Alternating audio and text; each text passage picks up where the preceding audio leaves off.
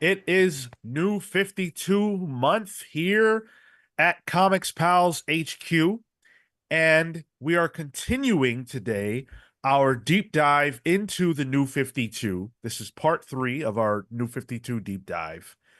And it is boy, oh boy, do we have some things to talk about today. What the fuck month? I should have said WTF. That's what I was supposed to say. WTF. I don't want to get Yeah, demonetized. I first said 20 it a little seconds. too early. Yeah. Hey, It's a little, listen, there goes the money for this episode. yeah, Let's just keep going. pretty much, actually. That's how YouTube works, folks. We're going to be talking about the WTF of DC. We're going to get into a little convergence chat for those of you who know what convergence is. Ooh. And the waning days of the New 52 as we begin to descend and reach into the madness that was DC Comics at the time. And a rebirth is on the horizon. So fret not, because good things do come, but we've still got a lot of muck to get through. Speaking of muck, we've got Hale. What's up? Hair is off the menu, but we got hot dogs. Mucky Marco, I was gonna say it's my muck hole. and Tyler. Photoshopping Marco's muck hole was the worst thing I've ever done on the show. Oh, God. And I'm Sean. You guys here with us today, thank you for being here, whether you are live or in the future. I hope that you guys are ready to talk a little bit more New 52. I hope you guys have been enjoying these deep dives. Boy, oh boy. Chat, how you feeling about the deep dive? How we doing? I want to hear from you guys. Are you ready to hear about WTF, DC? Now, I keep saying, go ahead, Kale. Sorry, Jacob Taylor says new 52, more like poo 52. Am I right? So I think we're all here on the same page. I think we're ready to go. Fair enough. Fair enough. Jonathan Chu says, "Hi guys, new to the account, but love everything I've been watching." Hey, thank you so Welcome. much, Jonathan. Wow. Welcome to the show. Appreciate you tuning in live. Jacob Taylor says, "JK, New 52 was my intro to comics, so I have a ton of nostalgia for it, but there are a ton of good series that get overlooked because of the chaotic behind the scenes." You're right about that. You are absolutely right. Gavin says y'all are doing a great job for a Marvel channel. We cover what we need to cover. Yeah, you took that Oh to my heart, Sean, God. that comment. And you're like, all right, fuck it. Full month. Yeah, right. Oh man, thank you. I see all the kind words in the chat. Appreciate it. I appreciate your excitement. Now, the last couple of episodes, we have heard some things that don't paint Dan DiDio in the best light. We have heard from creators who say that he was an intense micromanager. We've talked about his survival of the fittest approach to maintaining a line. And we've discussed his combative encounter with a fan at San Diego Comic-Con in 2011 who brought up that only 1% of DC's creators at the time were women. Mind you, as an aside, this has been a point of contention with some of the people who have watched our deep dive episodes that are angry that we continue to point that fact out. How dare us? Yeah. A group of men? Oh, on top of that, Ugh, disgusting. I want to say early in this episode to make sure that everybody hears it. My personal feelings about Dan DiDio are mostly positive. I think he's fascinating. I don't agree with all the decisions that he made, and clearly his style was too abrasive for some people at DC. That's a lot of why he's not there anymore. But I wasn't in the chair. I don't know the pressure he was under. It's a different time. This is not meant to be a condemnation of Dan DiDio. And in the spirit of that, I want to share some of Dan's words reflecting on his time at DC overall and some of his regrets even with the New 52. So this is what Dan had to say in a Newsarama conversation that took place a couple years back. He said, I never approached the job custodially, which is to say that I was just there to maintain, keep order, keep the trains on time, and keep everything where it was, safe and secure. Quite the opposite. I'm always constantly pushing, always constantly trying, always trying new things. Now, sometimes that's to the benefit and sometimes to the detriment. Sometimes something's working and you start to change it, and you probably shouldn't have. Sometimes you need to shake things up, make things fresh and new, because truth be told, we have a lot of the same audience that's been here for decades. They've seen a lot of these things. They've been familiar with so much of what we've done. Because of that, we have to keep them constantly challenged too. Sometimes you challenge them to the point that they feel we've gotten too far away from it.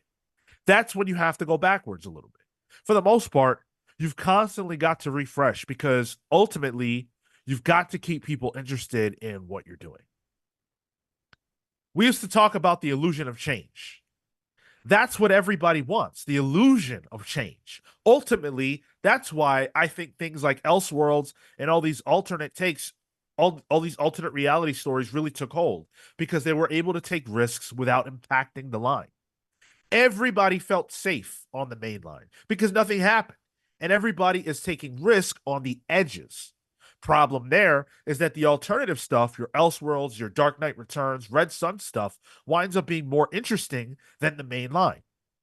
One of our main goals, and one of the first goals when I got into DC, was finding a way to tell our best stories in the main line. That's why I was against Elseworlds at that time. I said, all the best storytelling is happening in Elseworlds. How do we find a way to tell the best stories on the main line and elevate that line?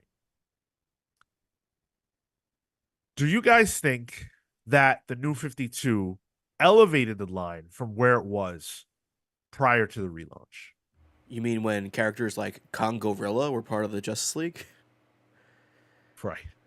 I think so. I think so. There are outliers, the Lobdels of it all, but I think as a line, it did elevate things. It focused in on where they wanted people to focus, especially with things like Superman, Wonder Woman, and Justice League proper. Like, it really was Batman was like the good thing coming out at the time. There was a couple good Batman books. And then it kind of also refocused a lot of the tertiary things, like the mystic side of the DC universe. It got to do weird stuff like Prez and, All-Star Western. So I think as a whole, yes. But I think there are some glaring boo-boos that happened during it. That I think maybe because they're so glaring, you can't see the forest from the trees of the good parts of the New 52. I think very simply, it elevated it did elevate the books so much so that the New 52 became such an entry point for so many people that I think that compared to the previous set of stories and the way they were being told was maybe a blocker. So I think that in and of itself helps to elevate the line. The fact that it had transformed enough and changed enough that it brought these people into the fold with such interest and such fervor, and it built lifelong fans from there. I sort of think yes, because post Final Crisis, even the fact that they had a Final Crisis and it wasn't final, is enough to go, yeah, maybe. Although when Final Crisis happened, like, I don't feel like the line was particularly low. It was it was Blackest Night, and then it was the stuff, all that stuff that happened in that no man's land in between. Kongorilla being part of the Justice League. Now that's something I can get behind. But I don't, I almost feel like that no man's land was almost by design. Like, there's no reason that they couldn't have written themselves into better standing because they've done it so many times before. Thank you, Spiral Storm, with the $25 super chat. Spiral breaking us off today with the big money. Thank you so much, Spiral. Really appreciate that. It was around this time last year when I joined the community originally. It's grown a lot since then. The Patreon is growing and so is the community. I'm happy for you for it. It's been a long way since 271. Here's to the pals. Here's to you, Spiral. Thank you for being a part of this and a part of our growth, contributing your knowledge of comics and your interest in comics on our Discord server, everything that you do. Still the only person who's ever come up with their own Palsverse origin, which I think is cool. So huge thank you to Spiral. And I think 271 of the Comics Pals is Tyler's first. I think that's the distinction. I believe that's what that is. The official one, yeah. Yeah. Right, Huh. right, exactly. Like when he joined the team. Yeah, I guess so. Is that yeah, yeah. Not bad with numbers. I'm sorry. So my feeling is actually before I share my feelings, let me say hello. Spiral Storm, thank you for being here. Thank you for breaking us off with super chats. That's a reminder that super chats are open. So make sure that if you want to contribute, that's the way you do it. I also want to say hello to Mike Elliott, Catherine Stars, good to see you. Dan Trudeau, what's up, Dan? Planet 628, what's up? He says 3 episodes of post-mortem New 52. It's starting to feel like therapy. Yes, for me too. What's up, Karsten K? Steve Matthews, good to see you, Steve. Fresh News 24/7. Pete Foltz, Kefitz, my rival, my friend. What's up? Good to see you. It's early in the morning for you, huh? Those are just the names I can see right now. Make sure you guys smash that like button. Happy to have you all here with us today. I think that the New 52 did elevate DC. I believe it did. Because and I don't have the prior DC knowledge that like Hale does, or Hound, or a lot of the other people that are here with us today, but I don't feel like DC was particularly penetrable at that time. I think that there were a lot of things that were going on that just felt like they were going on for a long time. And there weren't a lot of points of entry. If you wanted to jump into, say, Grant's time on Batman, that meant that if you didn't go back and start from the beginning, you were going to be pretty lost. There wasn't really a point of entry there. Green Lantern, similarly, was very deep into its story, and there wasn't really a point of entry there either. Now, these are the 2 stories that I was reading at the time from DC, and they were fantastic. Everything just felt so entrenched in what it was doing. Final Crisis, I've said it multiple times, just didn't understand what the hell was going on there. And I read every single word that Grant had written in Batman, and I just didn't understand.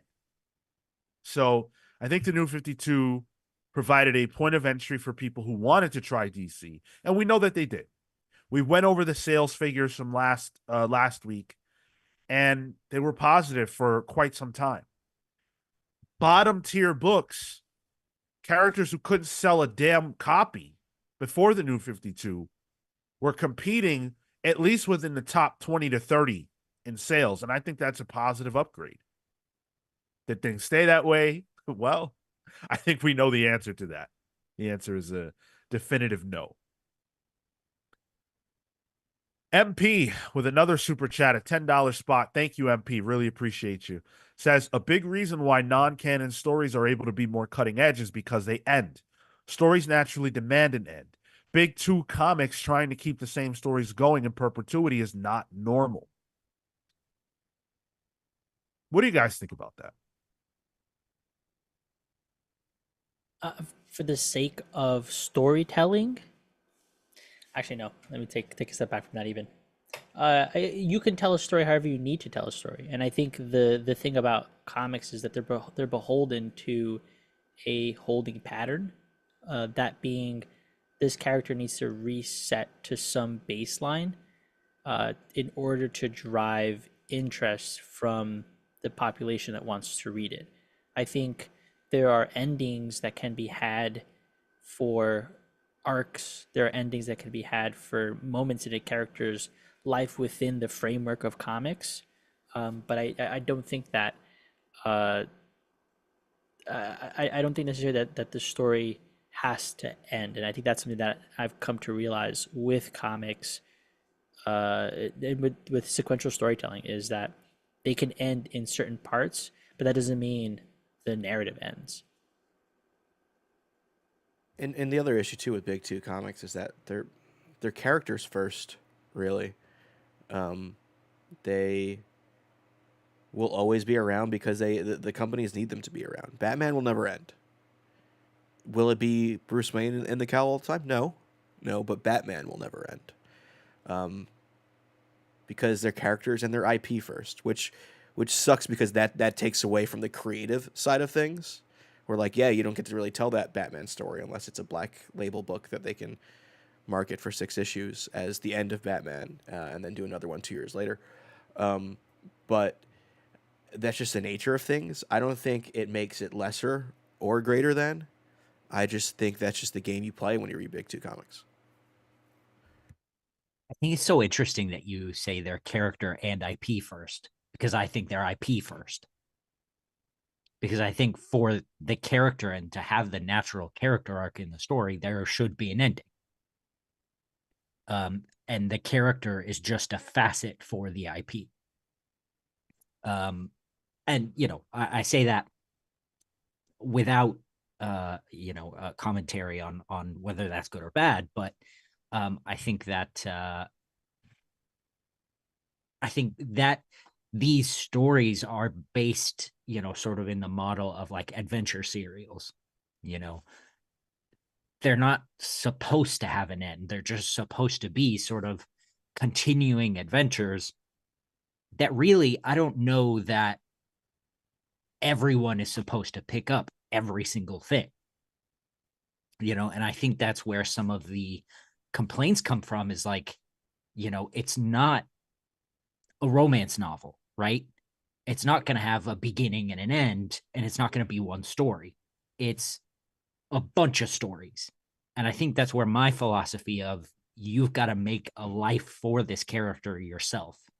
You've got to figure out how many adventures mean something to you and create that life in your own library. And K Manifesto brings up a good point in the chat. They were made to be serialized. It's the same as, radio at the time, or the same as soap operas. Yeah. And to piggyback off of Kale's point, I think the story there can end, or rather, it ends when you want it to end. Watchmen has an ending, but then we got before Watchmen, we got the Watchmen TV show, we got the movies. Like you put an endpoint on comics where you want to, until you decide you don't want that to be the end anymore. And I think there's a flexibility there. I also feel like, we have things like James Bond.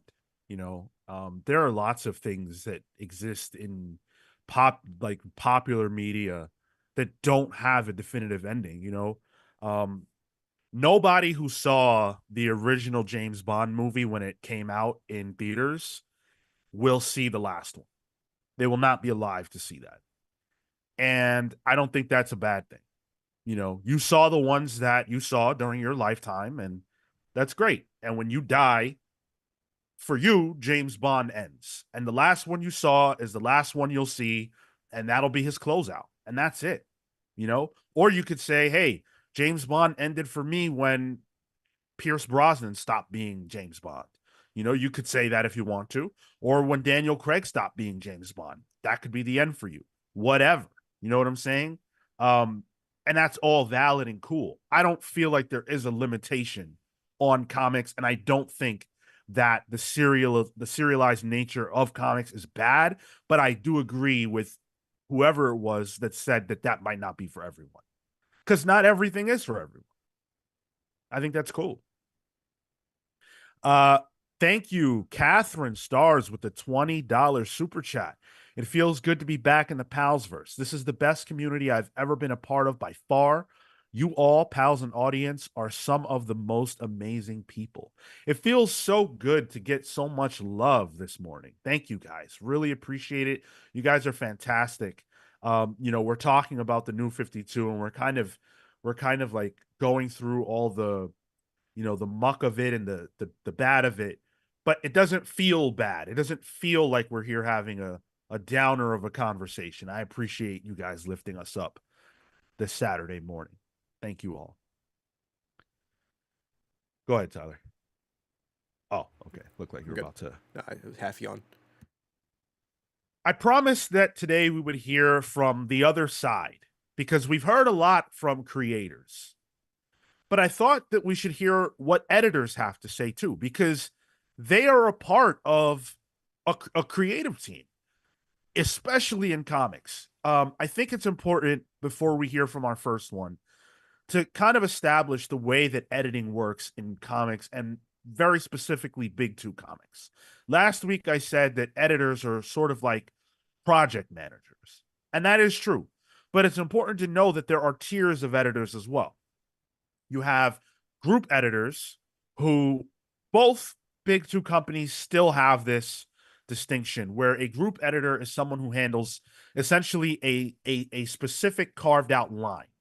So we're going to hear from the person who was the group editor for Batman, which means that in this case, Mike Marts' responsibility was to spearhead the Batman line of books, curate them, make sure that, there was synergy between them and logical consistency, continuity consistency, all those kinds of things.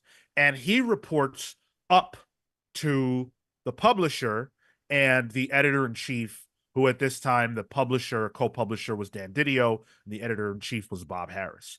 Underneath Mike Marts, the Batman group editor, are going to be the editors who get sent out to handle the specific books. So Batman proper will have a... No, it's saying live on my end. Yeah, chat's saying it froze. I see it Give frozen. it a rest. Yeah, it did need to. Okay. Hello? I think Looks we're like back. might be back. Yeah, I think we're back. It looks like Yeah, the okay. live, like it jittered. Yeah, jittered. No, I don't think it was mine either. So, all right, cool. We're back. Sorry about that, people. Izzy said YouTube is mad. Sean dropped the what the fuck too early in the runtime. It's like, They this said is what y'all you go get it. Genuinely, I'm very annoyed at myself. I told myself I would never do that, and I did it. Dan It's DiDio so brings bad. out the worst in us sometimes, I guess. Yeah. Oh, well. What are you going to do? All right. I'm going to start from the top with Mike's words, just in case anybody missed out. So this was an idea that was always in Dan's brain. I joined DC in September of 2006, and I'm not kidding around. I probably heard it in my first week working there. Now, it wasn't called the New 52 at that time. He didn't have the name. It wasn't even what it would eventually become a few years later. But the idea of restarting / jumpstarting the entire DC line was a huge promotion. Was something that was already in his head and that he was communicating as early as September of 2006. And I know it must have predated my coming on board. I'm sure he didn't have the idea that week. But it was something that we would talk about. And maybe we'd even have a quick meeting to kind of brainstorm what that could be. And then, something would derail it. Maybe it would be like, a new big event from Jeff Johns, or a big new idea from Grant Morrison, or maybe Paul Levitz would say, not right now, and it would get pushed to the side. But it was always something that was kind of there in Dan's energy and Dan's brain that he was always thinking about. The interviewer says, that's fascinating because the narrative, and I don't know if this narrative is partially true or total bullshit or whatever, was that once this was decided, it all happened very quickly.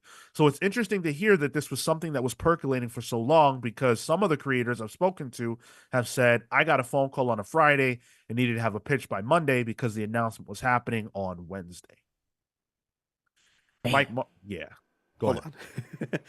They needed a pitch by Monday, but the announcement's happening Wednesday, so they don't even have... So they have a concept of an idea they need to launch on Wednesday, and they need that idea between Wednesday and Friday. And it's only the writer. That's when we see those announcements. It's like, oh, the writer's attached, but no artist yet. You know? That's where TBD gets a lot of work done. Yeah. Yeah. Last Young Renegade said DDoS attack, but the DD stands for DiDio. That is fucking hilarious, dude. You've never been here before, and you're already making me laugh. Thank you for that. Yeah, I mean, we heard last week from Paul Cornell, who said that he was asked to turn around an entire script for a book that he wasn't even the writer of, in what was it, a week? Less than a week? Something A like short that. Yeah. turnaround. So this seems like it was sort of par for the course. So Mike's response was, the genesis of the idea was there for a while. The actual execution of it and the planning of it, I don't want to call it quick, and that we felt like it was done overnight, but it was something we spent hours upon hours upon hours on every day for a bunch of long weeks in the planning of it. And I'm not exactly even sure what was the trigger, but I think it was that we were coming towards the end of certain things, Final Crisis and Grant's Batman storyline, and Dan and the rest of us saw that this was the right time. If we're ever going to do it, we should do it now. But the actual planning process was probably several long weeks. And it was, Dan, me, the other 3 group editors. We had a guy named Ian Sadler who was the story editor. And I think it was the 6 of us. And we would go in this room with no windows called the War Room. It was located like centrally in the 6th floor. And we'd go in there and there were several hundred different index cards. And there were 100 different index cards for possible writers and 100 different index cards for possible artists, and then 100 different index cards for possible series. We would put stuff up on the wall and see what fit and see what worked. A few of them were continuations of things that were already going on, like Jeff on Green Lantern, Grant on something Batman. But so much of it was just, let's try this guy or this girl, what girl, on this book and see what sticks. Books that we didn't have before the New 52 were suddenly kind of, born from the idea of doing a Frankenstein book or whatever. Does it surprise you guys at all to hear that this was the way that the New 52 was kind of put together? Ramshackle, I think is the best word to describe it. Do you guys remember in I can't remember what book it was, but it was Earth 2 Batman, Thomas Wayne coming across a bunker of some kind, of like a time traveler or something, and they were putting together all of the whoever it was putting together all the string theories and everything of what had happened, right? That's what this sounds like to me. That image sounds like what that was inspired by. It's Always Sunny Pepe Sylvia, Charlie the Mailroom. Yeah, thing. It might have been Gary Frank, but yeah. Dude, I don't know if you're referring to this exactly, but in Flashpoint Beyond, that's it. That's exactly what it is. Yes. And on the board, this messy ass room, this messy ass board, it just says 5G ? That's exactly what it is. Yep. It's so crazy to me that like they had this thought after Final Crisis and they saw the window to reset everything, but they only planned it for a couple of weeks. And not only did they only plan it for a couple of weeks, they only let the run go for a certain point, and then they had Flashpoint happen. A natural end over, even if you gave it a year where you were really steering toward things, would have made that reset a lot easier. Yeah. I completely agree. And I think that this approach, while I understand why this was the way they did it, I think that not hearing the creators out on what they would like to write is a big mistake. Yeah. Which seems like what Absolute is being, coming up. They talk about it being creator focused, really. So that feels a little better in that regard. Well, I just heard an interview with Kelly Thompson, and she talked about how she actually almost left the project because she was offered the role. She was offered the role as writer of Wonder Woman, and she wanted to do it, but really it was motivated by like needing to pay bills. And when she tried to come up with the pitch, she couldn't figure it out. She didn't know the way in, and she was 2 days away from giving it up before she cracked the code. But she didn't choose the book. Scott and DC editorial chose her. Granted, she's probably the right choice. I don't think that there's anybody who would disagree with that, but she didn't choose it. So it's a common practice. But in this case, when you have such a wide swath of books and creators involved, I don't think that you can just sit 6 dudes in a room and say, okay, let's mix and match. That feels too haphazard. Does John Rosen want to write Static Shock? Does he have an affinity for Static? Right. Why was he the one chosen for that? And that mix and match thing that they did in the New 52 kind of felt like it when you look at the original launch. Because there were names on there that like I hadn't seen at DC in a while. I'm thinking like, was it JT Krull on Green Arrow? That Yeah. It was like, oh, JT Krull is doing a comic again. It's Green Arrow. Okay, that's a thing. So it felt like they really just almost like bingo hauled it with all their creators and a spinner and just kind of popped them out. And it's like, oh, will that work? Yeah. And I think the difference with the Kelly Thompson thing, and that's not to say that, she wasn't chosen to write Wonder Woman in a similar way, but at least based on that quote and that story, like I'm sort of inferring that Scott and the Absolute team gave her what she needed to make a story and to make it interesting to her, versus what it seems like sort of happened with the New 52, where it was just like, you get Static Shock and you can have Batman, just do whatever you're doing with Batman. Jeff can keep Green Lantern. There's room to actually create instead of put stuff down. That was gonna be my distinction. Was you can provide a creative sort of parameters, and they can work within that. Confines in my mind sometimes build and enhance the creativity because you're not necessarily you have your hand tied behind your back, but you're just given an outline of what can and can't be possible, and then you can kind of play within those margins, pushing to whatever degree. But that feels like, hey, pitches, next week I need this thing. I just need you to fart something out, as opposed to provide those tools. And I think that's the biggest difference is when you provide somebody those tools, a creative those tools. Yes, it could be a mandate like, hey, take Wonder Woman. Hey, take Aquaman, whatever. Because I'm pretty sure if it were up to them or some comic book fan, they're gonna want to pick the most obscure character. Like I know for sure somebody's gonna want to come in and write Ambush Bug. I really want to write Ambush Bug. That's not gonna sell books. Here, take this character, go make something of it.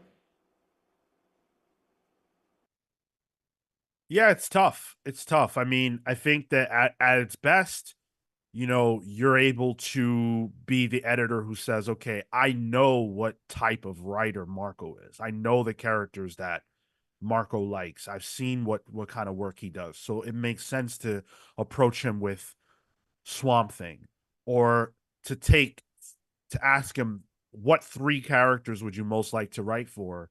And then, okay, well, we know we want to do Scott Snyder on Swamp Thing. He has priority because he is a bigger writer, but Marco also included Cyborg on his list.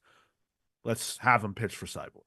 Hell yeah, dude. Yo, give me 3 titles. What would my 3 titles be? Swamp Thing for sure. Constantine. Aquaman. Yep. There Yeah, it is. nice. Let's do it for Kale. Green Arrow. Superman. Oh, we just all said it at the same time. All right, there you go. Well, wait, what'd you say, Tyler? I said Green Arrow. And Marco said Green Lantern. Green Lantern. Yeah, those three Superman. make sense. That's not bad. Yeah, That's that's not good. bad. Let's do it for Tyler. Hawk and Dove. Fuck you. Ooh. Okay.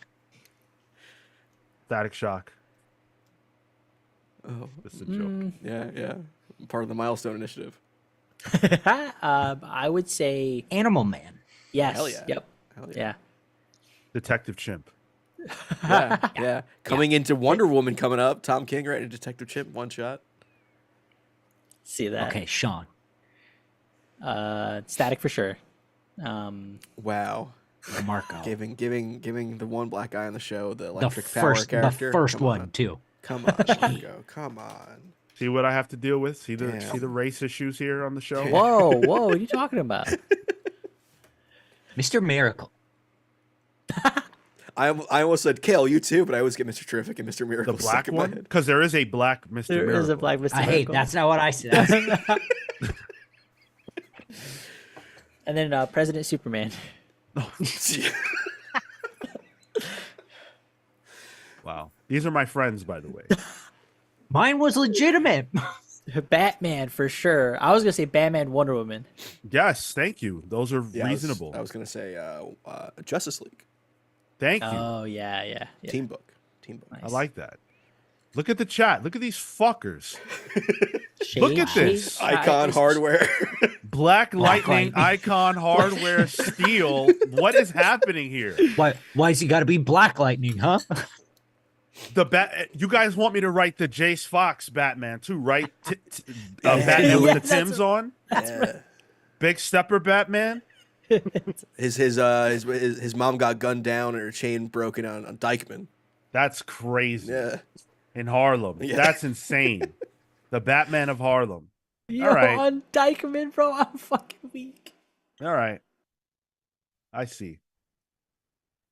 Where were we?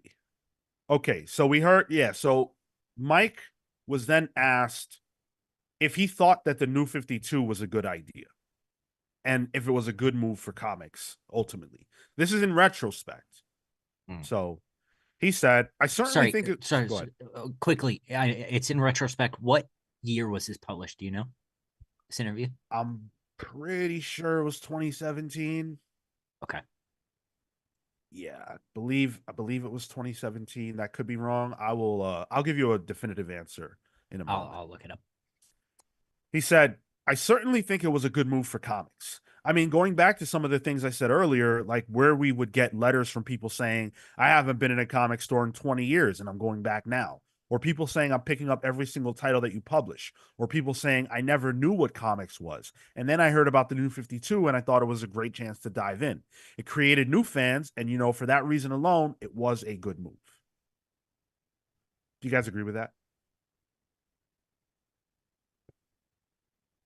I think maybe for the overall health of the industry, I think it probably gave DC a shot in the arm that it desperately needed. It's like when someone has diabetes, you got to get rid of a foot. Like they're good, and they're much better. They lost a foot. Yeah. It just so happens to be the Superman line. Right. Men at War had to come out and they, had to chop off that toe, but, they're alive. They got it. The interviews from 2011, or I'm sorry, not 2011. That would make no sense. The 2021. hell of a retrospective. Yeah. 21. So. Okay. Wow. Mm-hmm. 10 years. Yeah. I don't think it's possible to dispute what Mike said. I think if you look at the sales, you can't argue with sales. I'm a firm believer that sales are final. Yeah. Numbers are final. You cannot argue with that. You could say it was mishandled. I could agree. I mean, I obviously agree with that. Look at what we're doing. But just because they didn't do it the best way they could have, and just because things were bungled, doesn't mean that the idea and the concept was ill-conceived or wrong to do. I wouldn't want them to do it again, but I think that DC needed something to change at this time. I can't see it any other way. But a lot of people have complained about the way that editorial handled things behind the scenes. And I really, really wanted to hear from an editor who was on the ground floor, because Mike Marts is a group editor, and under him, most of the people who worked at the Bat Line say that things were pretty good and they were left relatively to their own devices. Now, Paul Cornell doesn't feel like that, and we heard from him last week, but here's an editor who was working on the ground floor, not a group editor, a regular editor, Rachel Gluckstern. Now, she was the editor of Captain Atom. She worked on the Batman line, but she had other titles, but Captain Atom is the one that she largely spoke about in this particular interview that was conducted with Multiversity Comics, who did a great retrospective that I think if you really, really want to do your own personal deep dive, that's a great place to go. So this is what she had to say. She was asked, what was the New 52 pitch as you first heard it? She said, I think in some form it had been discussed. You know, we want to tell new stories with our legacy characters, and we want to be able to use the best parts about them that everybody knows, but be able to build on them for a whole new audience, a younger audience, a more diverse audience. The idea was it's got to be kind of all or nothing. You've got to just do this all across the line, and it has to hit because we only get one shot. There was tension because I felt at the time DC was getting hit with a lot of negative press, fairly earned or not. I felt at times, and this is me personally, like people were hoping we would fail. And that's tough because you're putting in all this effort, everybody's busting their backs for it, and it feels like there's not going to be a warm reception despite all the work that you're putting in there. So I was very glad that people bought it. I want to stop there because this was one of my favorite interviews. And the point that she makes is not a point that I see from anyone else. And it makes a lot of sense that it comes from an editor. She is saying something that is absolutely undeniable. Before the New 52 launched, even now with Absolute and All In on the horizon, for some reason, people have a predisposition that DC will fuck up, that they won't do things right, that they'll bungle something, that what they do will fail. And going into the New 52, that was definitely true. And she says it, unearned or otherwise, people didn't believe in us. And it's hard to do this job when you already know that no matter what you do, people think it's going to suck and fail. I think it's interesting because there's two ways to reflect on that, right? It's like in the moment, I'm sure you could see that as discouraging, or not even like you're building up to this thing still. You can see that as discouraging. Maybe it'll affect creators. Maybe it'll affect the way that people think about the way that they want to put out and position books.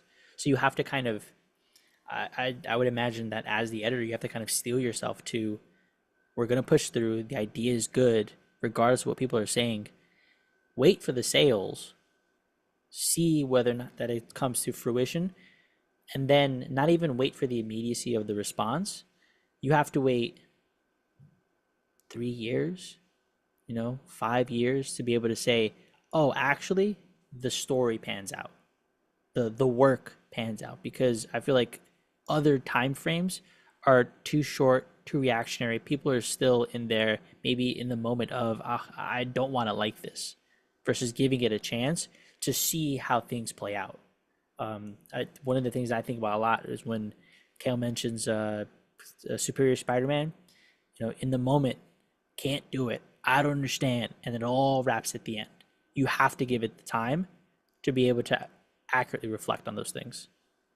And you said like stealing yourself, and I think that's a good way of describing it, because like I'm sure they knew when they announced that this was a reboot. Like when they first announced Justice League, they never said reboot or anything, so they were kind of hiding it at that point because they knew once reboot was said, they're going to get proverbially punched in the face for doing this.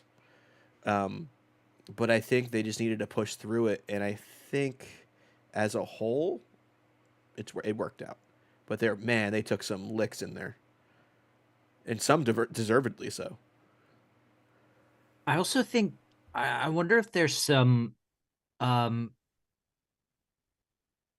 some sort of like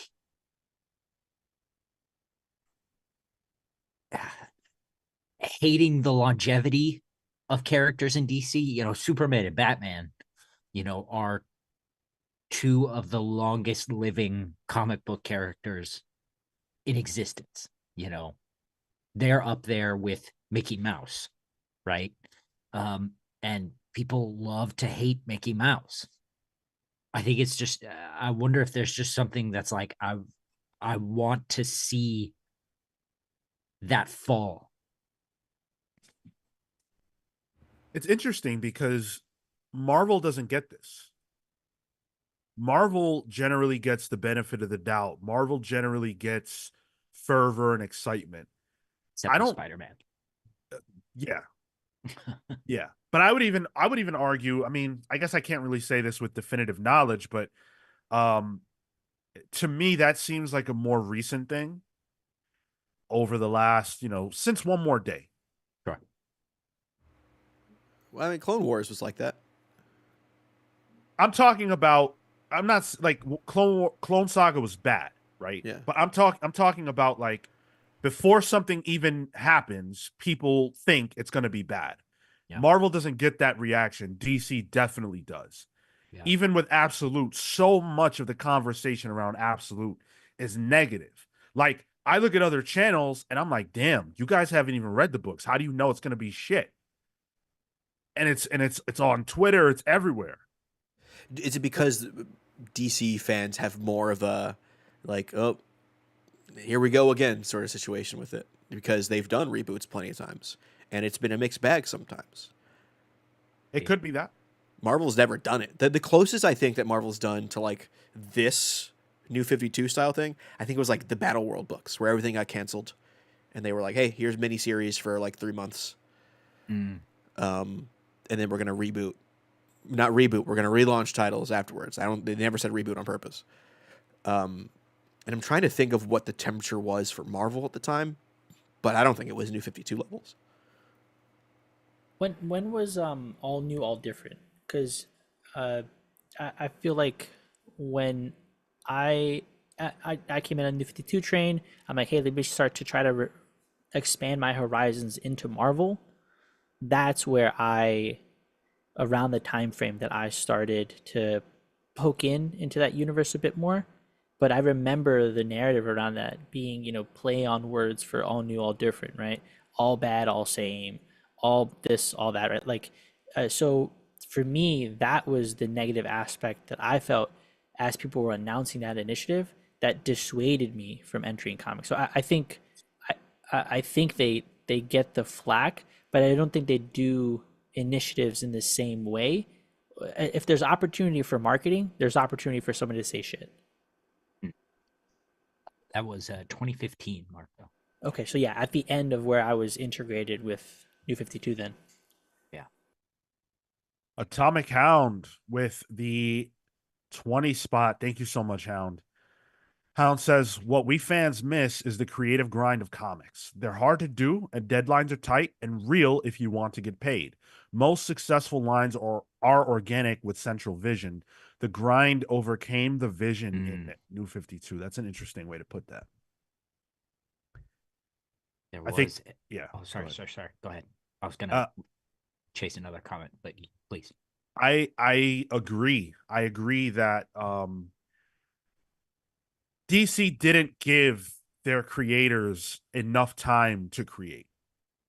And they didn't give them enough leeway and rope to do what they wanted to do. There really isn't a good reason why, you have 3 editors across 4 issues of a series.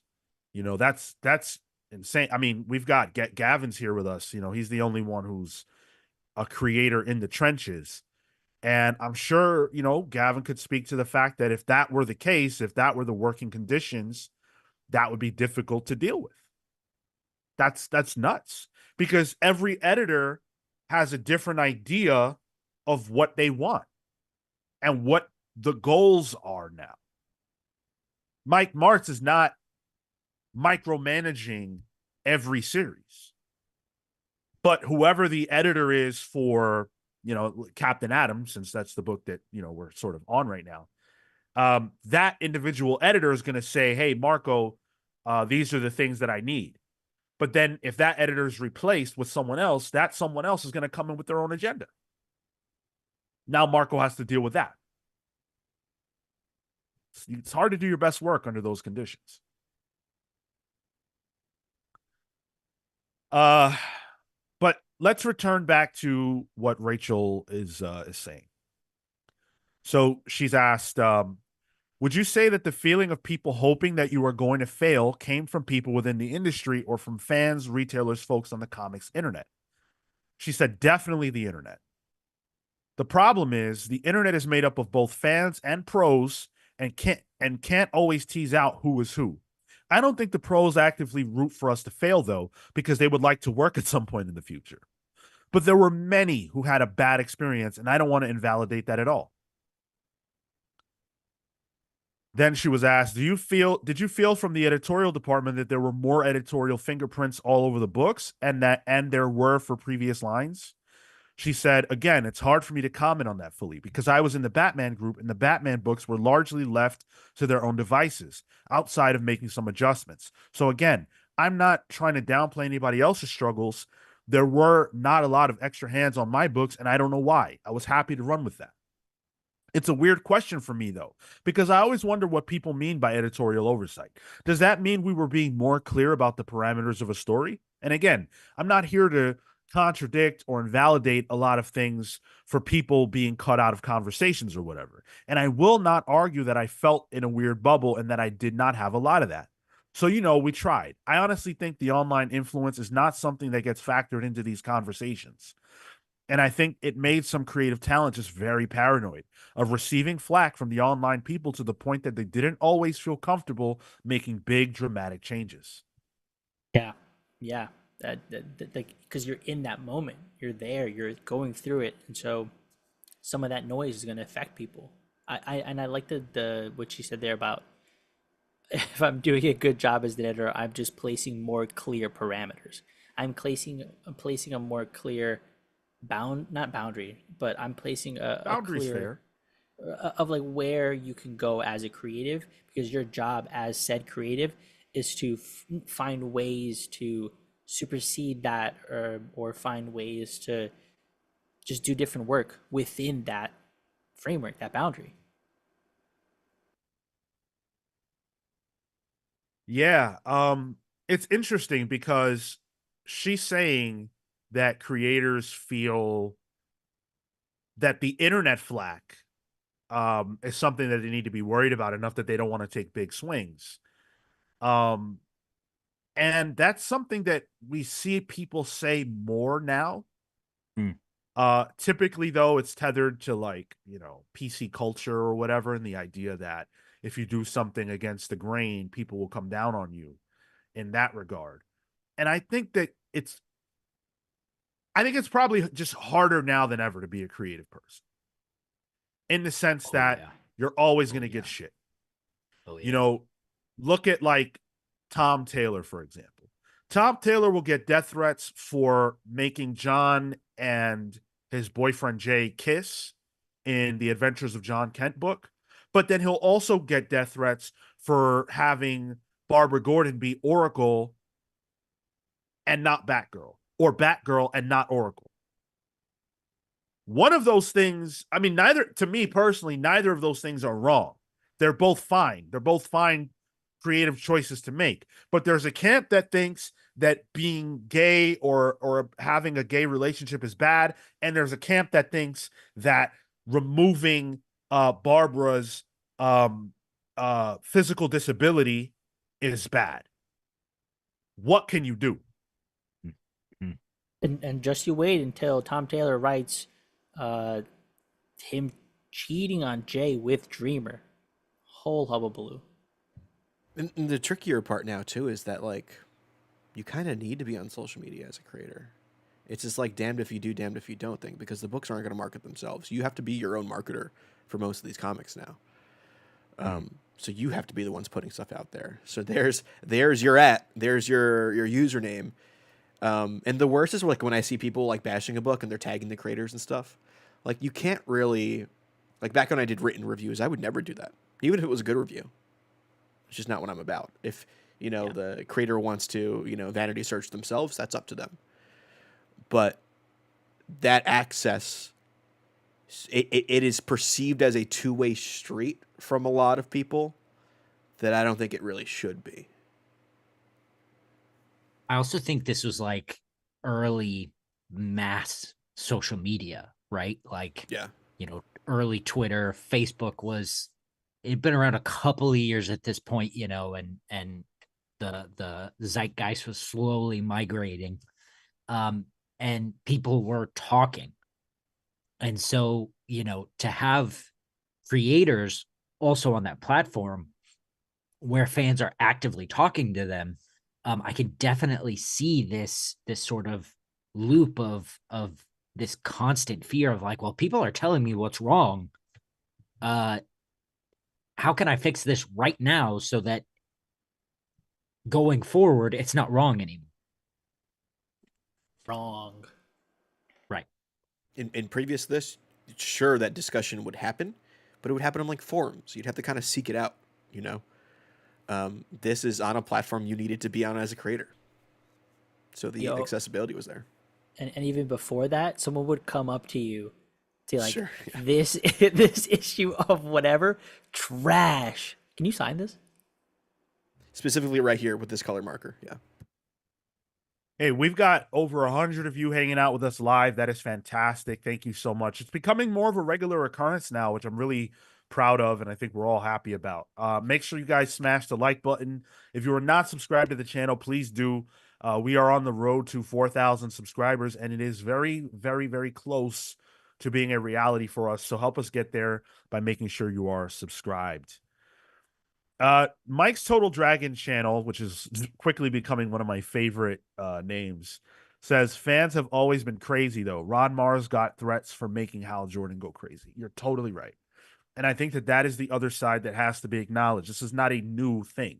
It is not new that fans are nuts. It's not new that fans are saying awful things. I think the biggest difference is the fact that, Ron Mars exists on the internet. So even if Ron Mars decides not to search his name, Ron Mars is on Twitter and Ron is on comics Twitter. So at some point or another, he's likely to see comments about his own work because that's how the algorithm works. There is no possible way that Scott Snyder could be on X and not see comments about Absolute Batman without just blocking those terms. It's not possible. That's how it works. So Scott is going to see all of your shitty takes on his work before it even releases. It takes a great level of boldness to do that right now. Even here, I'll be completely honest. There are things that I sometimes want to do on the show or discussions that I want to have that sometimes I might shy away from because there are eyes on us now that weren't before. And people hear what we say, and I have to be careful sometimes because I don't want to, offend or have the dogs sicked on us and shit like that. And it already happens anyway. But to a greater degree, I'm not looking for that. When we do reviews, if you listen to Pals Pools, then you heard me say certain things about X-Men this past Thursday. I would never want Jed McKay to hear what I said because it wasn't intended for his ears. Some of it was negative about his work, and I don't want to offend him. I don't want to hurt him. That's why I didn't tag him. But if he hears that, it could hurt his feelings. That's not my goal. Right. Your issue isn't with Jed McKay. It's with what Jed McKay writes for his job. Right. I don't like the way the supermarket checkout lady swiped my barcode across the scanner or ignored me when she, came and did the self-checkout thing. But, I'm not going to personally attack her because she came and did her job and then moved on. Dietrich makes a point that I would love to talk about. A good lesson to learn is even as this is a space for us fans, and some may feel that things said here in chat or on Discord, one or more of these channels will have artists and writers who are just fans and or curious of our discourse, tunes in and catches the chat, and it will matter whether we intended to or not. So the point of what Dietrich is saying is that even if you think you're in a space that what you're saying won't reach the creator involved or whatever, that it very well may. And at that point in time, they're going to see your comments and feel judged whether you intended it as such or not. But what are we supposed to do? Are we supposed to get on pals polls and say everything's wonderful? It's a tough rope. Yeah. I don't want to do that. I'm not going to disparage Jed's name. I'm not going to say he's an awful person because I don't feel that way. I'm not going to write death threats. I'm not going to burn his comics, but I think I should be able to say what I honestly think about the work. And I think as an artist, you should recognize when people are critiquing your art versus critiquing you as a person. And I've run into people who have hard time distinguishing between the two, who do create art, and it's hard for them. And I've had, I've had things I've written get torn to shreds too. And I recognize that's a critique on my writing, not my self as a person. So like, unfortunately, that's also like, that just comes with the territory of being a person creating art, including comic books. That said, fans also have that problem. Agreed. Yeah.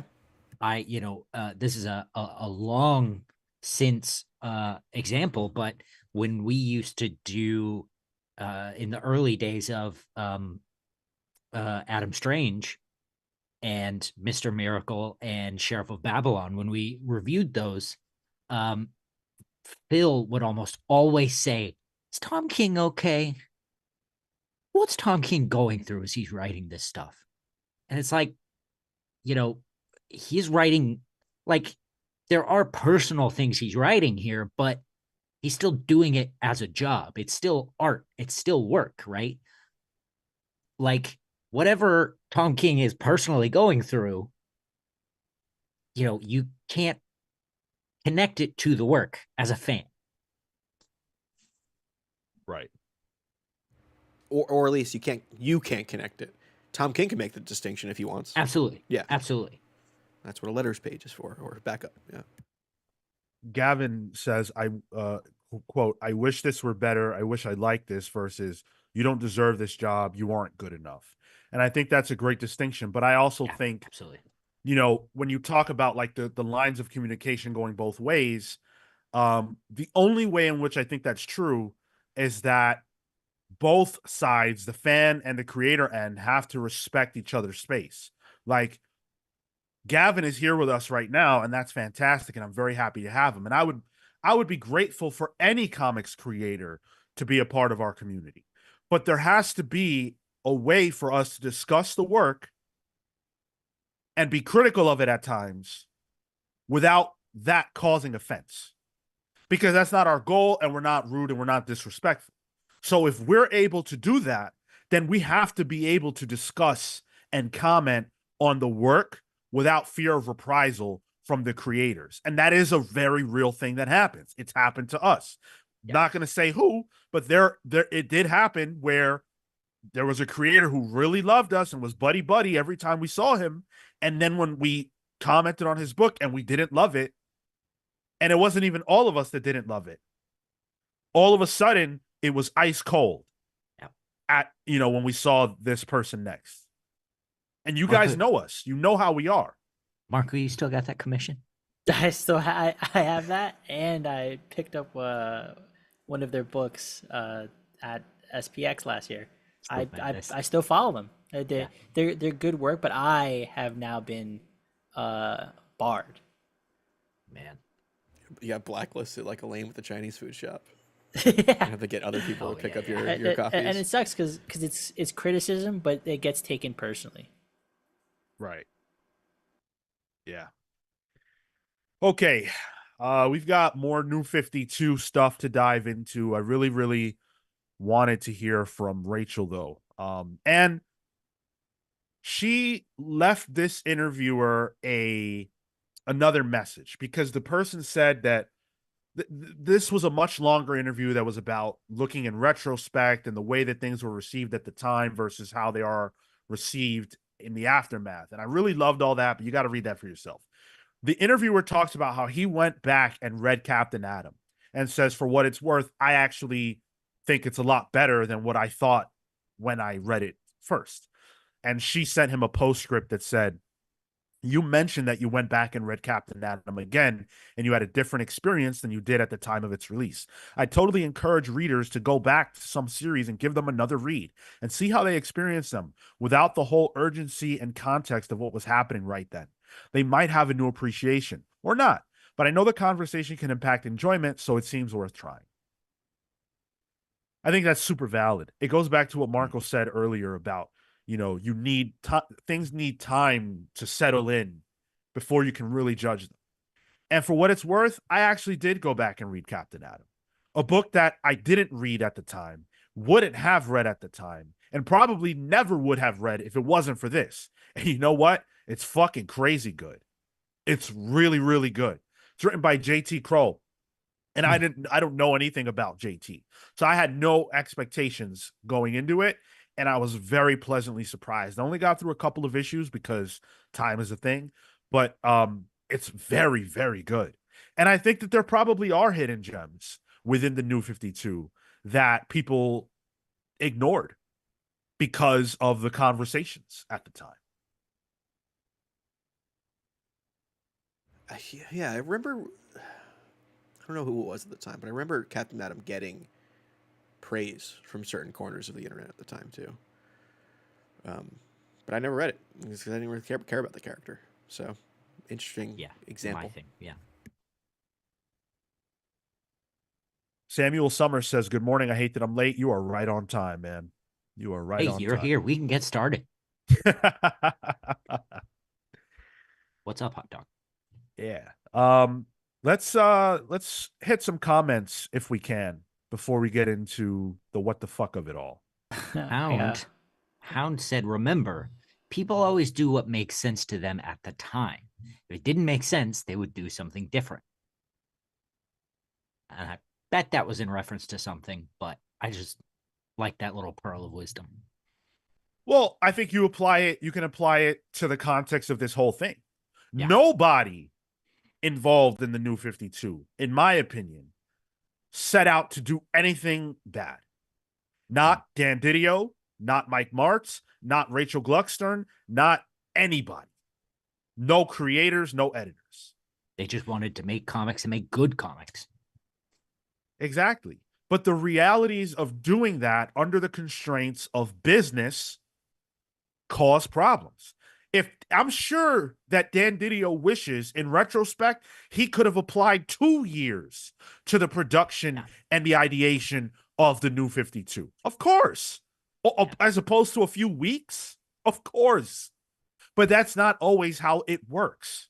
And maybe it could have worked like that, but Dan didn't see it that way at the time. Maybe he's wrong, but that doesn't mean he had bad intentions. Those are not the same thing. Yeah. And I think you always have to be willing to give grace. I have one here from Steve Canaras. Says sometimes the work is the same, but the reader has changed over time, so the reaction is different. I think this is also valid when it comes to critiquing. You as a reader, your tastes change, they evolve. As you read more, you get a better understanding of the things you like and don't like and can make those distinctions. But I think you can also make those distinctions in fairer ways. So, like, I was a huge fan of Alex Ross, and over time, that perception for me has evolved.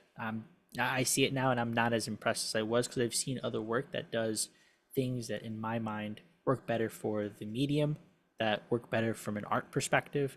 Talented, but not the flavor of thing that I'm going to pop for. You guys heard it here first, according to Marco. Alex Ross, talented. Alex Ross, talented, but if I critique the man, apparently he's a piece of shit.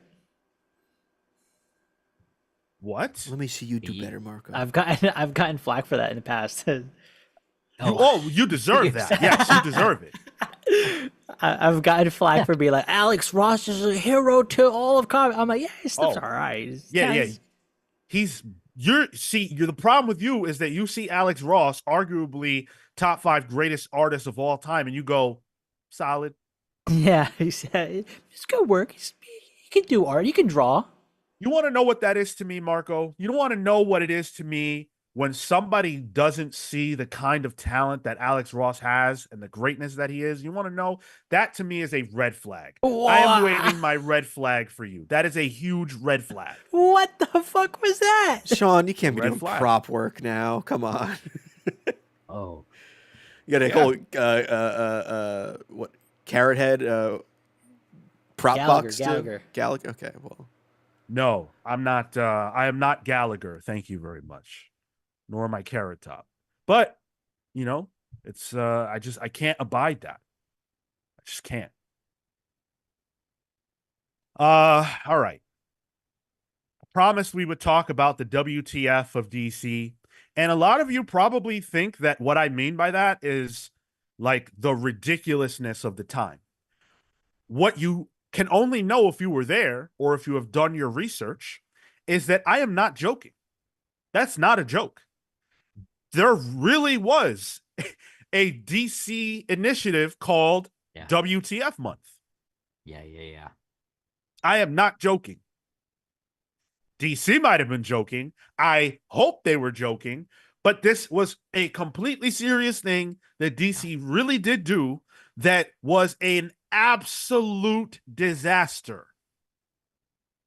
Vaguely remember it. I remember seeing WTF places and going, this is something I'm going to ignore. Well, in February of 2013, DC announced that for April, its comics would be WTF certified, and that the covers would feature that phrase on them, and that each issue that would release in April would feature something so crazy, so wild, so bombastic that it would make you say, what the fuck? Now, it's very hard at this point to find these covers. yeah, I'm looking and I'm having issues. Yeah. I tried really hard. I was only able to find one, which is from Batman at the time. And the way it worked is the front of it would be just something like, oh my God, that's so crazy. Like, I think the cover I'm thinking of is from Batman, and it has Batman or Bruce Wayne on it. And I believe he has a gun. And then if you open the fold out, it's got Jim Gordon, and it's Batman, pointing the gun or whatever at Jim Gordon. And it's, what the fuck? Certified. Okay, it was the fold out covers, right? Yes. Yeah. The other one Yes. I saw was the Batman and Red Robin one, and then you open the cover, it's Karen Kelly. Right. Oh, And like, that concept is not the worst thing I've ever heard. The problem is actually multifaceted, but like, okay, so this month we're going to go and do something nuts. But what happens every other month? Are we just doing bullshit? Like, it's shouldn't not we worthy. be doing something cool every month? Isn't that kind of the idea of monthly storytelling? The internet had a field day with this, as you can imagine. And I had a lot of fun finding quotes from various sources about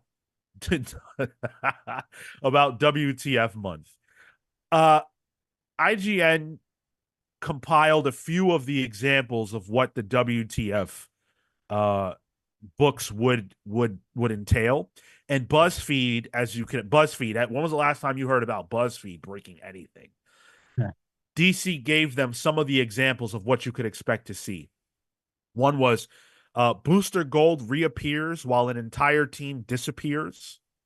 One team is trapped in a bottle while another is changed completely. Pandora battles to the death. Some heroes change their colors and others change allegiances. One hero quits and another dies.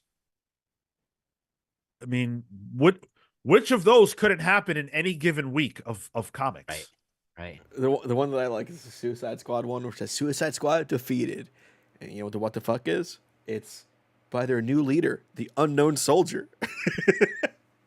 Oh, all right. Yeah, cool. There, yeah, I've done a cursory Google image search here, and well, there's a lot of characters just shooting people.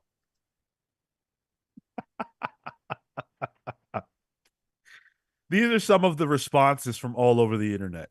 The AV Club said, Oliver Sava said, an all too apt description of the current state of the publishing company.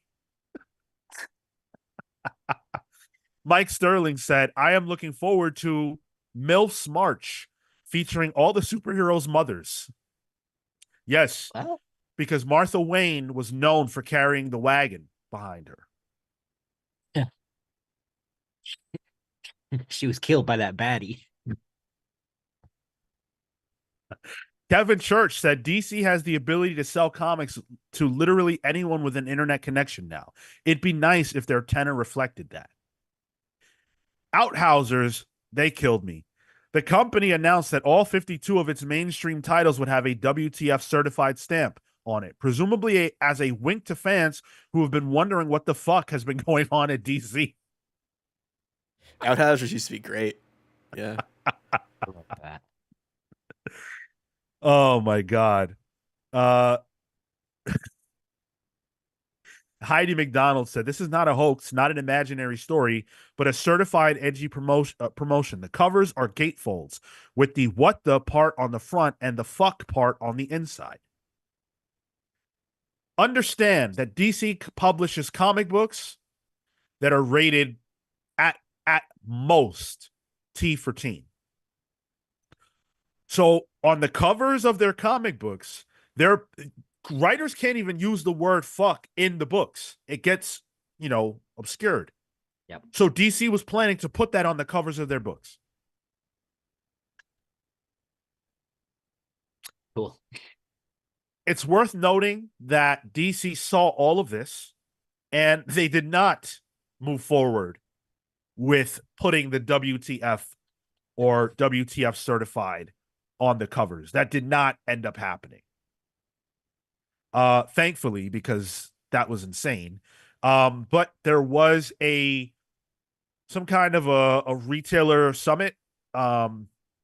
And this, what I'm about to read, comes from the aforementioned Heidi McDonald's reporting through the Comics Beat. According again to a retailer in attendance, co-publisher Dan DiDio said that the WTF branding would not be used because, quote, we don't need it.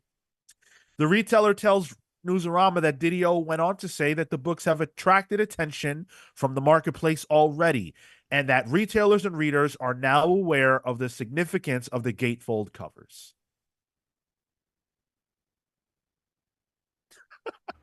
That was our plan all along, just to make you aware of this. Yeah. Bring it to your attention. Wow. Wow. I Think love- about all the bungles that we've discussed over the last 3 weeks. WTF month died on the vine. The garbage that happened inside of the Teen Titans book.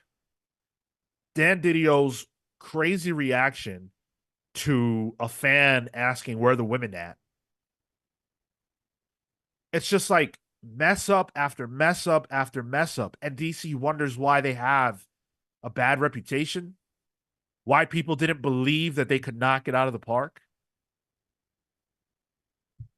I wonder how much how much gets untold too. Like what are the things that get forgotten, and I wonder, does Marvel just keep that type of lip?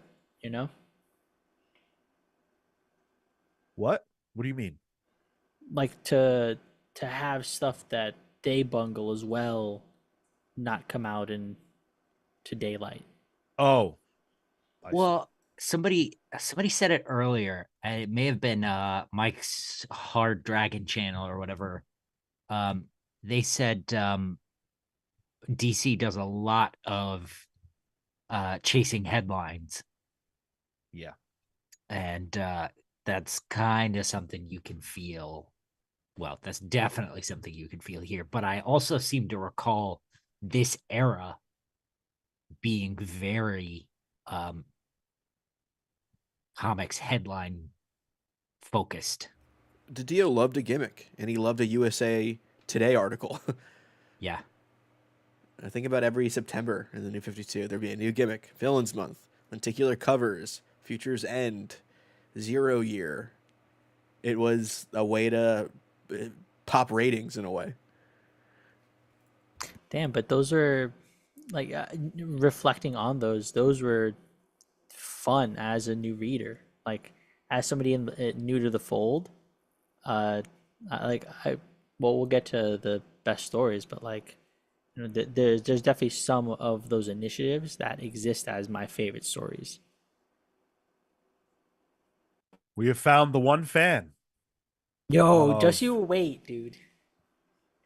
yeah, I don't know, man. Future's End, rough. Rough. Man. Um so I decided to head on over to Reddit. Why would you do that to yourself? Your Jesus, first Sean. mistake. I love Reddit, please. I'm a huge Reddit user. Um Now I went to Reddit, but I went to Reddit from 2011 or I'm sorry, 2013 to see what people were saying at the time of WTF. And I pulled out some things that people had to say. And also some of the things that people said in the aftermath to tell you guys the most what the fuck moments in the New 52, according to Reddit. Twink Lobo saw Yep. this a Yep. lot. Yep.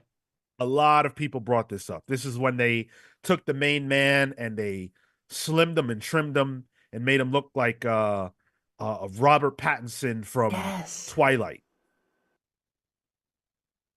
I couldn't believe that. That shit was weird.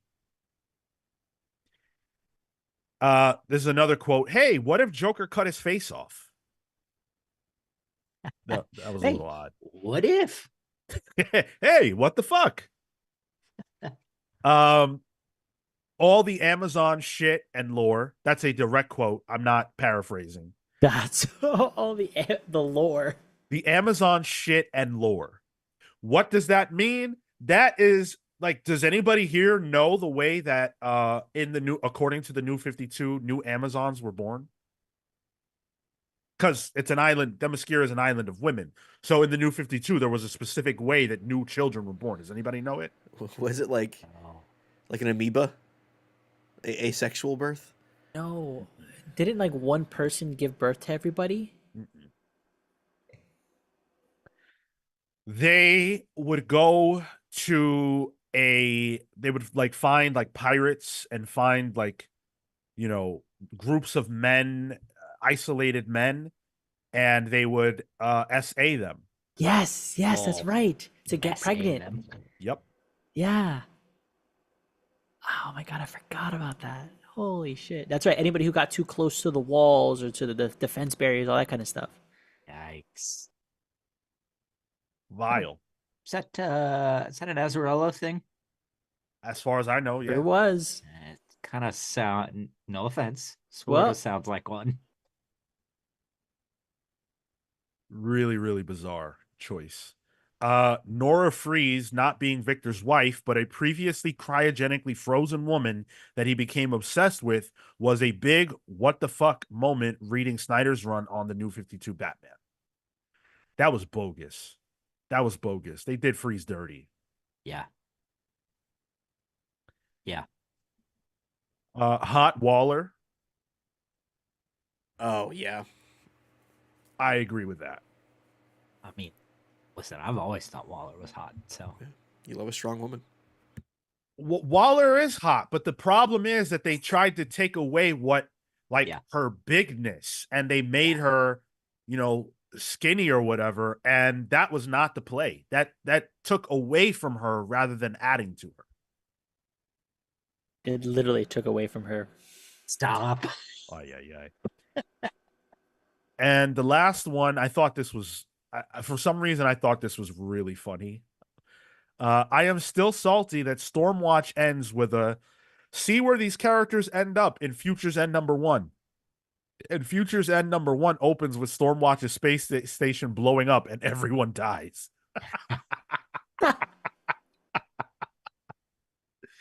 Oh my God. Like, imagine being a fan of Stormwatch and you're like, yes, I can't wait till Futures End. And then the first thing you see is your team dying in an explosion. I think that was the first time the words "I can't wait for Future's End" were ever uttered on YouTube. You might be right about that. Oh, man. Hey, quick reminder to all 110 plus of you that are watching us now. Make sure that you guys smash the like button. Smash it. Subscribe to us if you're not. If you are watching us and you are not subscribed right now, do you want to know what that is to me? It's a red flag. Oh my god. That is a red flag. You need to subscribe. I'm glad we don't have a soundboard for you now, Sean. That might be next, man. I'm getting comfy. And listen, it's not like we don't have the money in the budget. Thanks to you all. Thanks to our patrons. Thanks to our YouTube channel members. Thanks to everybody who has super chatted today so far. That's We really true. appreciate y'all for that. So we've been having fun. It's been fun here. But unfortunately now it's not going to be as fun. Oof. Because as we've discussed, there were some real warts to the New 52. We're in 2013 right now. And by this point, 27 titles have been canceled in their first 2 years. Many within their first year. Some before they even got to 12 issues. There were two major departures that I want to talk about. Andy Diggle, who left Action Comics, and Joshua Hale Fialkov, who left Green Lantern and Green Lantern Corps. Now, Andy Diggle, for me personally, that was a writer that I was really hyped on at that time. I believe Andy Diggle did the Shadowland event, which Yep, that was I'm his the Daredevil only run. fan Yeah. of. He did that in Thunderbolts at the time. Yes. Wasn't Yeah. that good, Tyler? The Thunderbolts of it all wasn't bad. I thought Thunderbolts was pretty good. Yeah, Thunderbolts was consistently good even after Ellis. Yeah. But that Daredevil, man. Okay, fine. I'm sorry. Green Arrow Year One, though, reinvigorated the character and his origin. This is the basis for the Arrow TV show. Wasn't that Jeff Lemire though? Nope. Huh? I think he probably based it off of that, to make all that canon and stuff. But Diggle was the one that invented that. That's why the character of Diggle. Yep. Okay. Yep.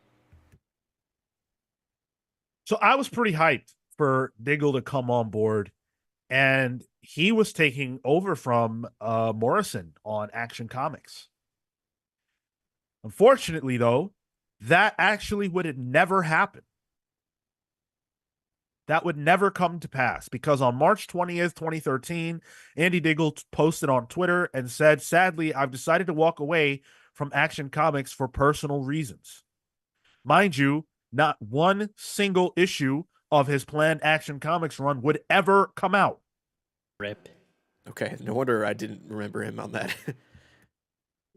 That's funny. I was just about to say I did remember on that, but I guess I didn't. Definitely not. Maybe I remember the announcement. Joshua Hale Fialkov left Green Lantern and Red Lanterns. He announced that he was leaving the title around the same time, And the week before he made that announcement, he was doing the press run for his books. It was unknown for a little while why he made that decision. He did make this post from on his website. He said, "Hey guys, just a quick note to confirm what everybody knows. I am no longer the writer of Green Lantern Corps and Red Lanterns for DC. There were editorial decisions about the direction of the book that conflicted with the story I was hired to tell, and I felt that it was better to let DC tell their story the way they want. I'm grateful for the opportunity, and I'll miss working with the entire Green Lantern team. This was not an easy decision to make emotionally or financially, but I'm sure it was the right decision for both me and for the Green Lantern books. The outpouring of support, your kind words, and well wishes mean so much to me and my family.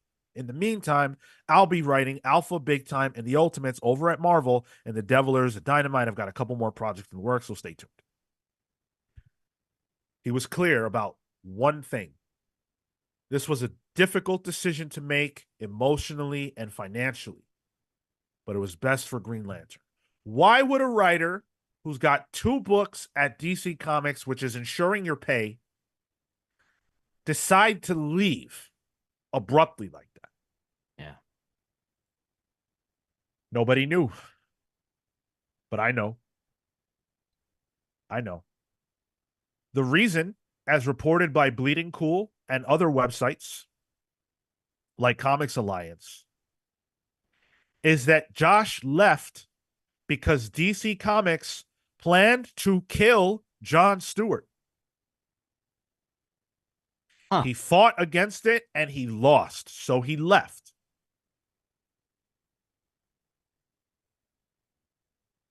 Did they wind up doing it? Absolutely not. No, of course not.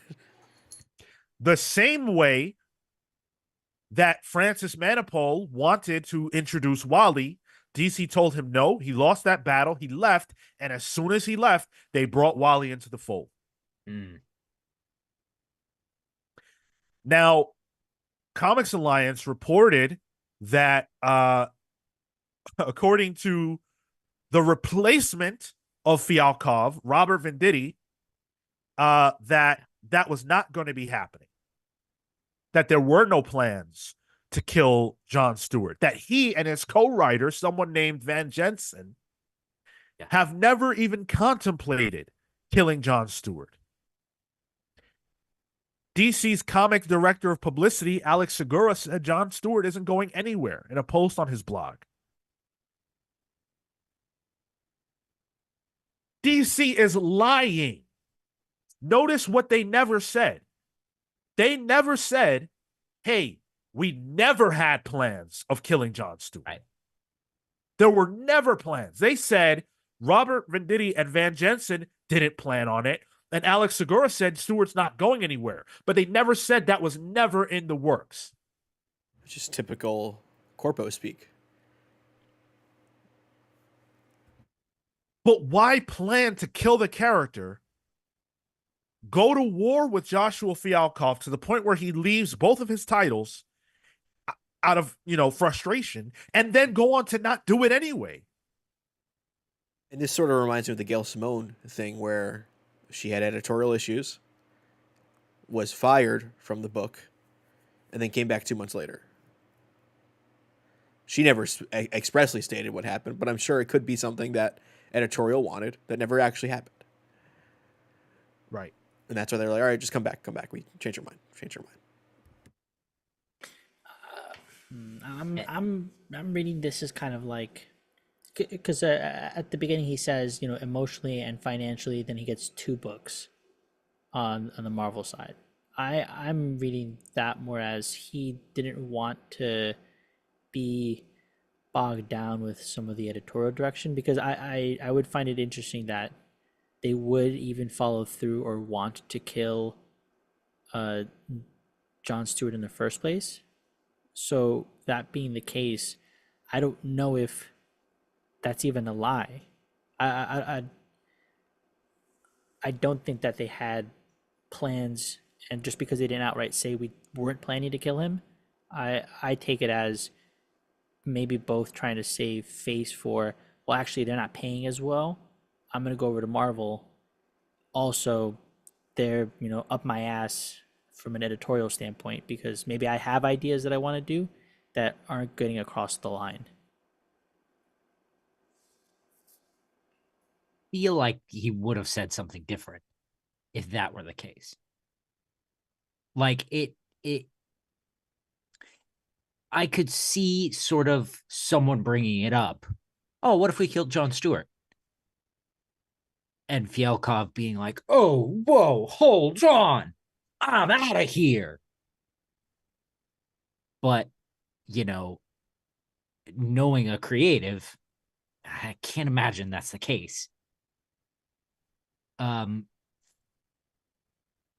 and I think at the time, especially post John's, the Green Lantern line probably needed something like that. I'm not saying that killing Jon Stewart's the answer, but something radical, you know, to uh pick up the what had to have been slumping sales, you know, post John's era. And I think the radical thing they wound up doing was making Baz and Jessica Cruz the main headliners of the Green Lantern book. Because I remember that being Venditti's book at the time. So that makes sense to me, Cal. They're just trying to throw shit at the wall to see what stuck, or at least popped a rating. Yeah. Look, I don't think that the internet reporters decided to make up the idea that they wanted to kill Jon Stewart from nothing. And it's consistent with DC's behavior. When they announced the New 52, they did not say it was a reboot. They said a relaunch.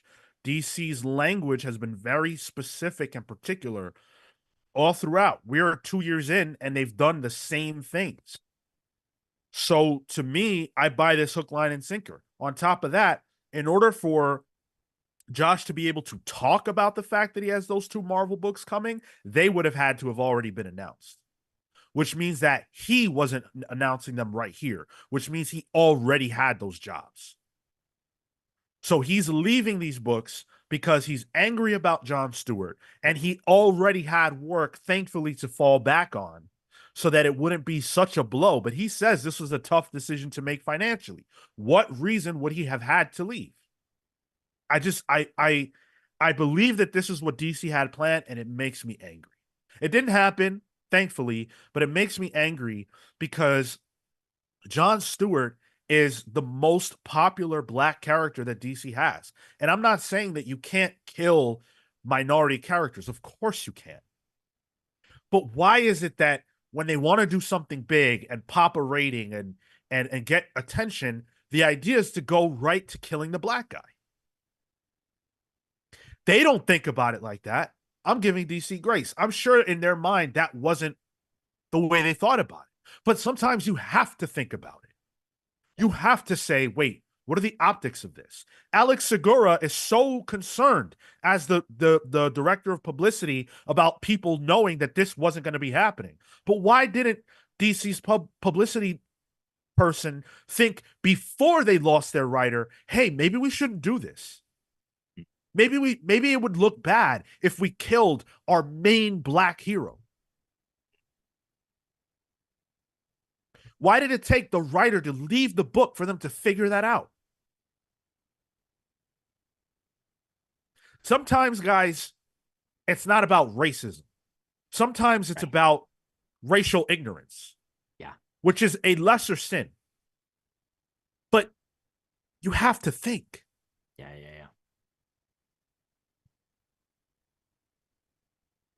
So just another brick in the wall of the New 52, if you will. Losing writers that they don't have to. You're losing Andy Diggle before his run even started. I don't even know what the reason is behind that.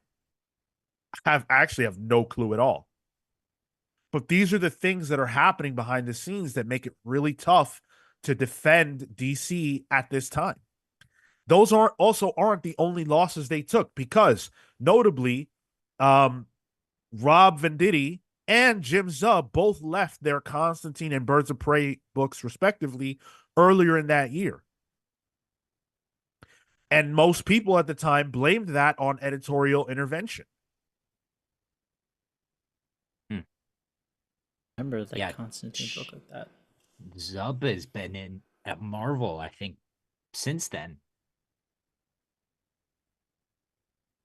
Oh yeah, yeah. I can't recall a Zub DC book recently.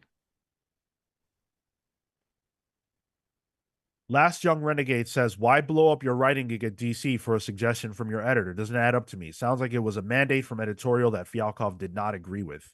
Yeah. Yeah. Gavin says they were pushing Cyborg can't have two popular black characters. Ooh. Gavin said, no, I'm not going to read that. Oh, okay. All right. Gavin says, I'm going to ask Venditti next time we talk. And then he says, and then I'm going to keep it to myself. You better hit my DMs, man. Yeah, Come on for now. real. I need that tea. I won't share it on here, I promise. I'm a man of my word. I'm not. That's why you're not getting the DM. I said my DM.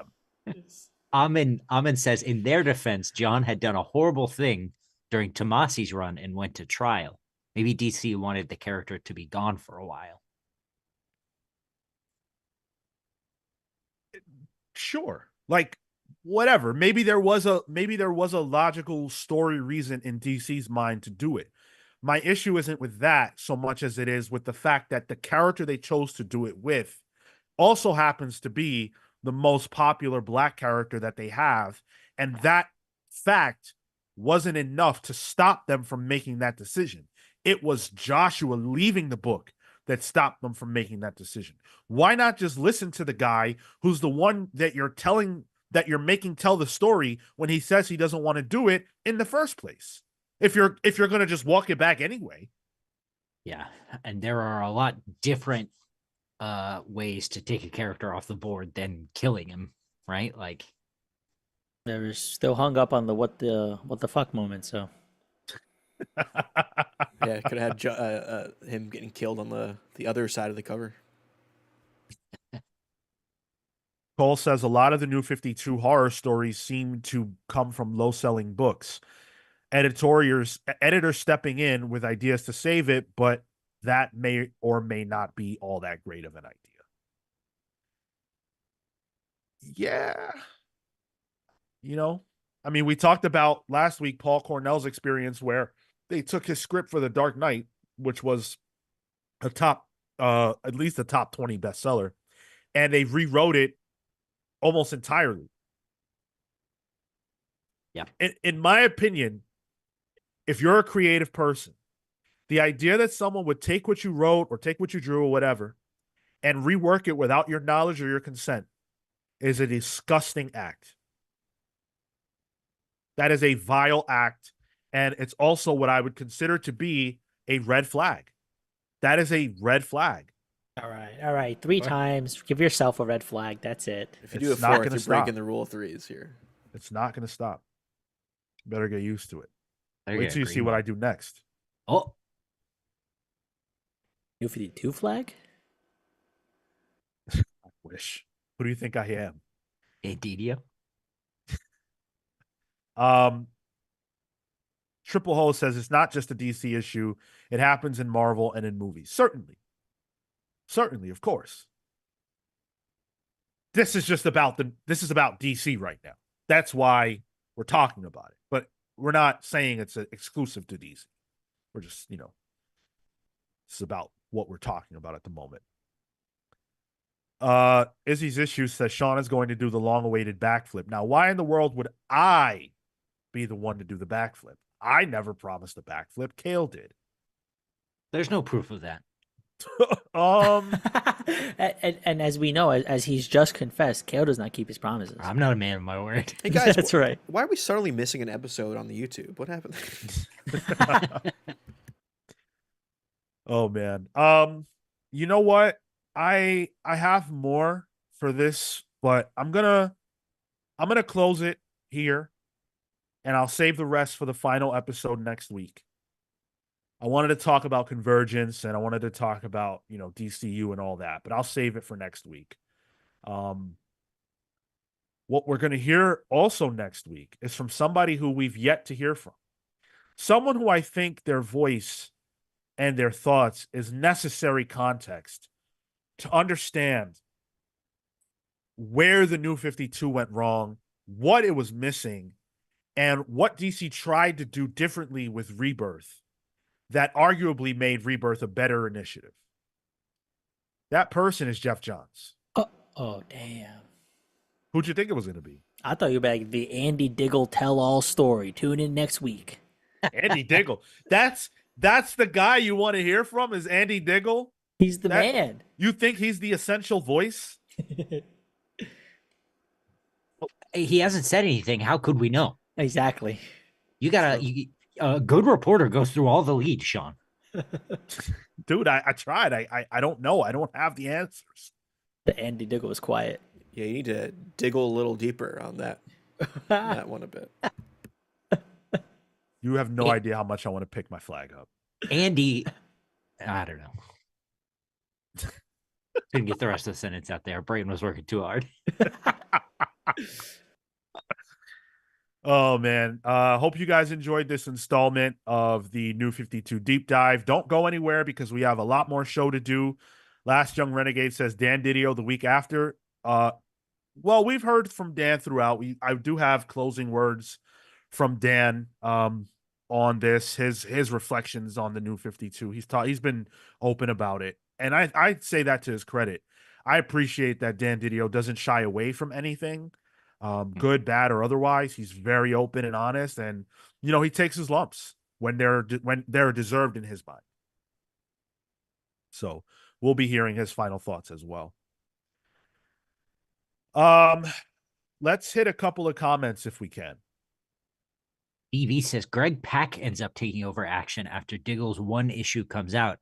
That's why I remember. Diggle did one issue. Okay. Takes Greg Pax and ends up taking over action after Diggle's one issue comes out, and that stuff is the best Superman stuff from the New 52. The Greg Pak stuff, right? Yeah, I actually really enjoy that. Yeah, Aaron Cooter on art. That's when he kind of goes back to the T-shirt, and it's got I think it was the version with the black inside the symbol. Yeah, and it's right before the dad stuff happens. Yeah. Roboters in the chat says, been waiting for the dish on John. Sorry, I'm like a hungry dog. I beg sometimes. Just asking for it. Mitch Schroeder says, I'm late to the party, just getting caught up, but I just want to say that I love the New 52. Obviously, the behind-the-scenes stuff is a mess, but the stories that came out are some of my favorites. Thank you for your comment, Mitch. This is not meant to be a condemnation of DC Comics, Dan Didio, the New 52 books that they put out at the time, any of that. It's just a sober reflection and a postmortem on a very interesting and compelling time in the history of comics. I loved a lot of New 52 books as well. I had a lot of fun with quite a bit of them, and we've talked about some of the books that we loved, and we'll talk about, I guess maybe we should do it now because we won't have Tyler or Marco next week. So maybe we should just get it done now. Our reflections on the favorites of the New 52 overall, but each one of us has several books that we love, and we're going to do our top 5 here in a moment. Of our favorite New 52 books. I do want to say is a strong word. I do want to say thank you to Amon Perez for gifting 5 Comics Pals memberships. Hey, yo, mighty. So Madness, Levante Jackson, Write Everyday Photos, Lucas Holner, and Eric Carter are now Comics Pals members. So you get a little more extra content. Good for you. Congrats to you guys. I hope that you enjoy your timed exclusive videos that you can find under the channel membership tab, and your pals heads in the chat, which I want to see right now. But you guys know what happens when somebody gifts memberships? Do you know what that means?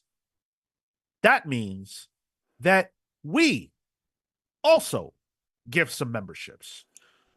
Oh, shit. I really thought you were going to raise the red flag on that one. I'm like, Sean, it's a tired bit now. Come on, it's 4 at this point. Well, why would I raise a red flag on that? That's somebody doing something good for us. Come on now. You're right. Exactly. So I am going to, whenever okay, there we go. Here we go. I'm going to now gift some memberships as well. Thank you, Amin, for kicking us off.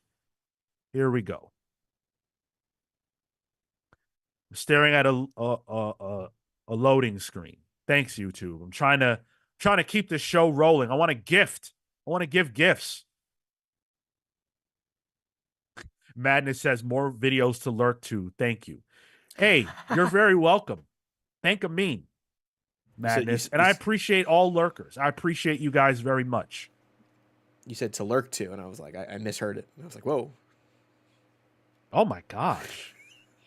Oh, Near. While we're waiting, I would love some recommendations from New 52. I mean, we've been having quite the discourse on Discord if you want to hop in there, but He's already there. In that case, off the top of my head, Swamp Thing, the Batman. That is always on the top of your head, though.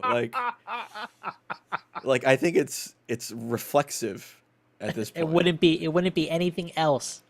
Yo, that is so funny. Oh my god. And there's some deep pulls that I'm gonna do actually when we get to our top 5. All right. Well, for some, okay, there we go. Here we go. Gifting 5 now.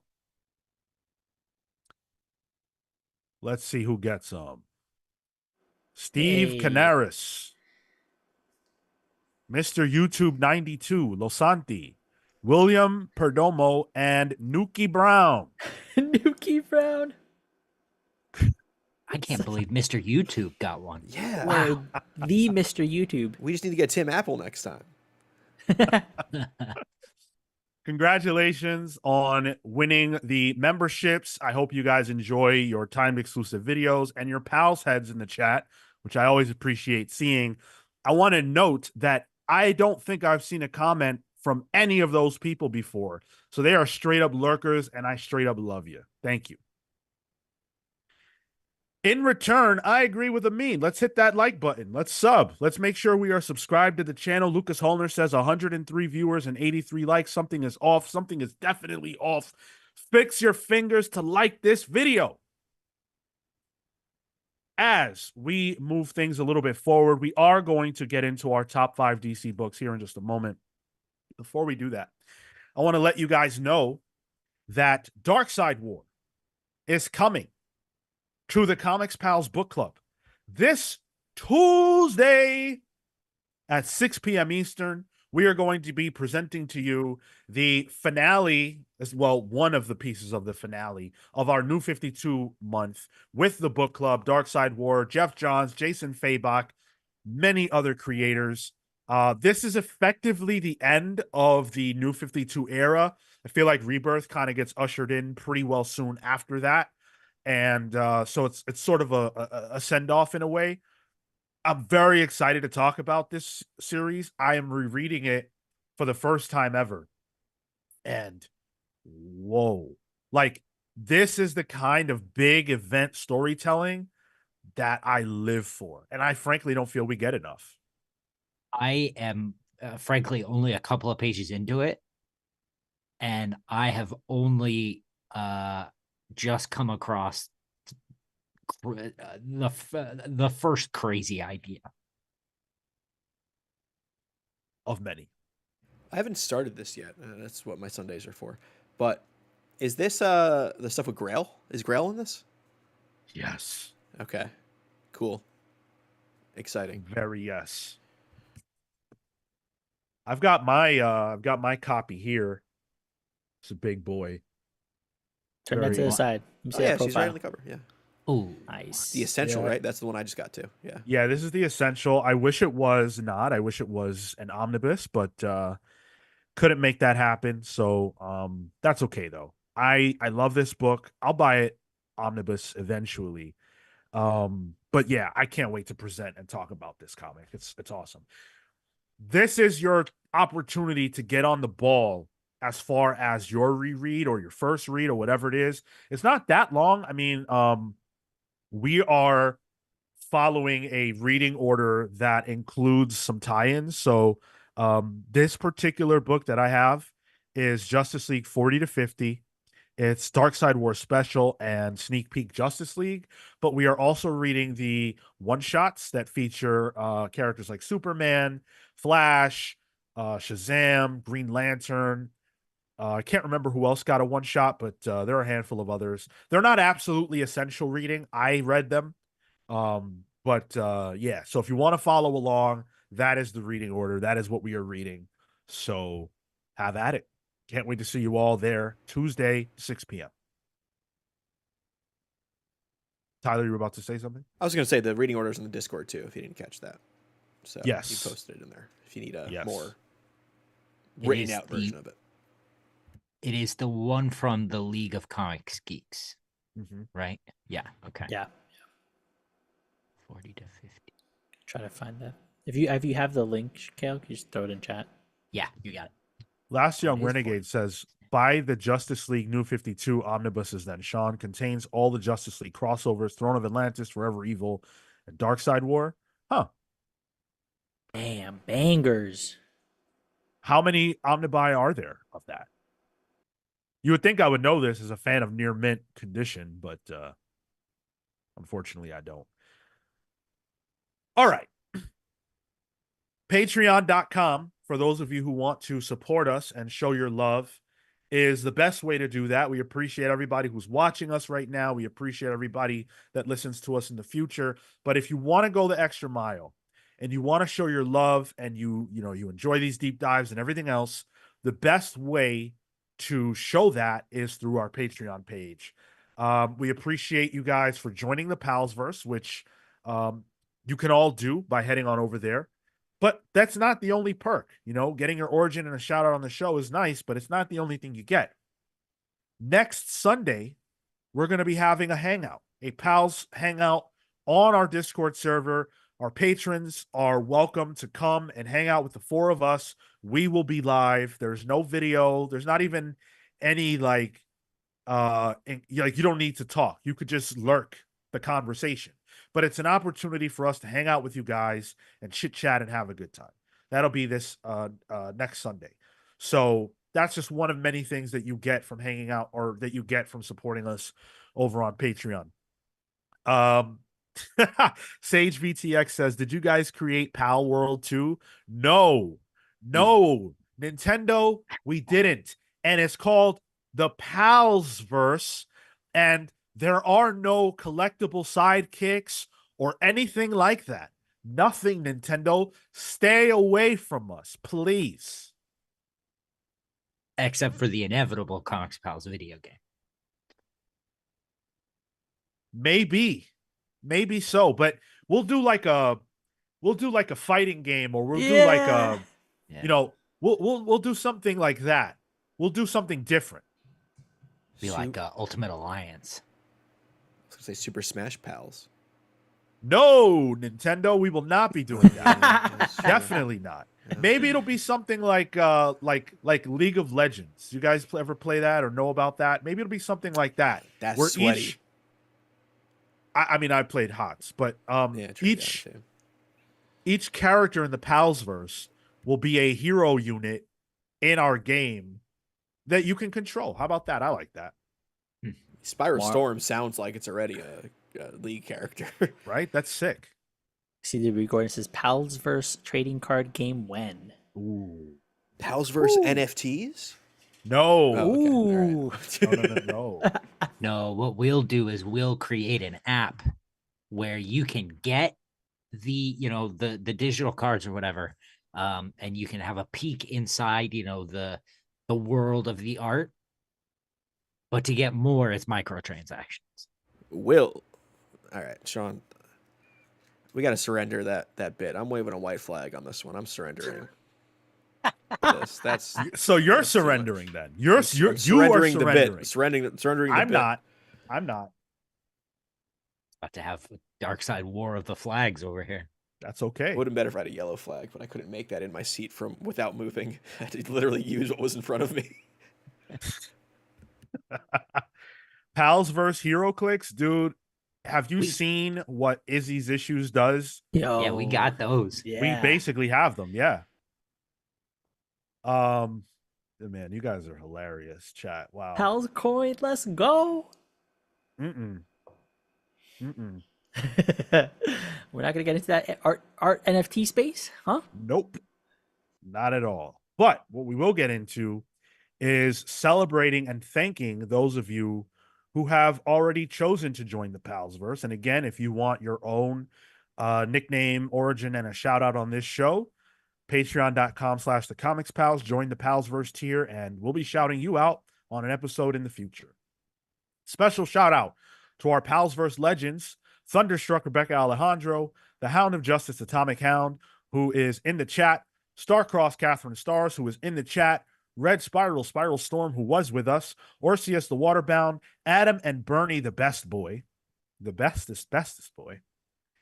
And thank you to Palsverse members, the Night Stalker Harris Stajinsky, who is in the chat, Brian Demolisher Del Pozo, Kefis the Incorruptible, who was in the chat, Momentum Mike Elliott, who's in the chat, Dan the Truth Trudeau, who was in the chat, Jalen the Sanguine Sorcerer, Marley Manastorm, Slow Flow Dameron, Christian Uncaged, Always Laughing, the Spear of Justice, Izzy's Issues, who was in the chat, The Great Destroyer, Hyper Viper 89, Robert Runback Kashabak, who's in the chat, Pete the Dreamweaver Collins, Matthew Malice Price, Just Jamming Jones, Amin, the Almighty Perez, who was in the chat, Paul Powerhouse Smith, Andrew the Galaxian Smith, Neon Knight, the Cosmic Avenger, Matthew the Shade Cosmo, BJ Kicks, the Living Blade, Boss Rondier, the Grand Alchemist, Chop Harder Alchemist, John Barrier B, Simon Galeforce, Garrett, I forgot to write down the name you came up with him, Marco. What was the name again?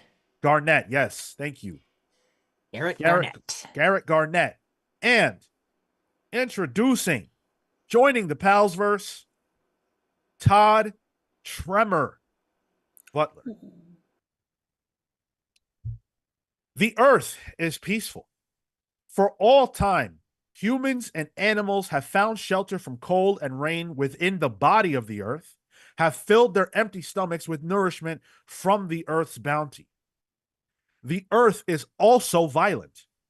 For all time, humans and animals have had their homes destroyed by tornadoes, met their end by falling into the craters broken open by massive earthquakes. This dichotomy of peace and violence is also reflected in its denizens. Humans have contempt for those among them who are violent. Is this not a natural element of life? Why be angry at our fellow man, but not the earth that kills indiscriminately? Because men choose. Todd felt the call of the earth from an early age. He loved to be in nature, wasn't afraid to get his hands dirty in the mud or wet from the rain.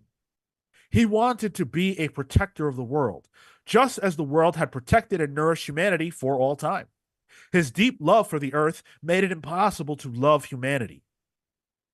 Men choose violence, not only against each other, but against the earth itself.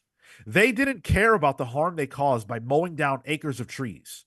They couldn't hear the howls of pain let out whenever a tree was ripped from the body of the earth, all to make humans more comfortable. Or to be entertainment. Because of this, Todd has no connections to other people. He has forsaken all interhuman relationships to devote himself to his relationship with the earth and to defending it from those who would do it harm. The earth rewards its most loyal with nourishment and safety, but also the capacity for great violence. Todd looks on as yet another group gears up for a massive deforestation somewhere in South America. His blood boils, staring down the various machinery these vile humans intended to use to do harm to their own world. Their peace, their oxygen, their home. He feels the ground below him and it calms him, prepares him to do what he must with clarity of mind. Todd clenches his fist and the earth begins a low rumble. He raises it and the earth cracks and rises, creating a spike that pierces through the large tractor, splitting it in two. The workers run in horror, but a group spots Todd and, believing he could be the one doing this, take aim at him with their guns and fire. Without fear, Todd lifts his fist and a massive block rises from the ground, providing a shield against the hail of bullet fire. Todd then pushes his fist outward and sends the rocks flying towards his attackers. He watches on as they flee, some struck and likely killed by the force of the earth. He feels nothing. These men sought to harm the earth. Now it will be their grave. The ground swelled and raged in the area, but all of the men have either run or died. Todd knelt down and placed his hand on the ground, moving it in a soothing motion. It's over. You can rest, he says, and within seconds, the earthquake subsides. Todd's relationship to Earth is one of peace and violence, but also one of symbiosis. They bring each other peace, but they also bring about great violence, because violence against one's own peace, one's own home, is self-destruction. And if humanity is intent on destroying itself, Todd, Tremor, will help them along that path. The earth will survive the misdeeds of man. Will man survive its own misdeeds?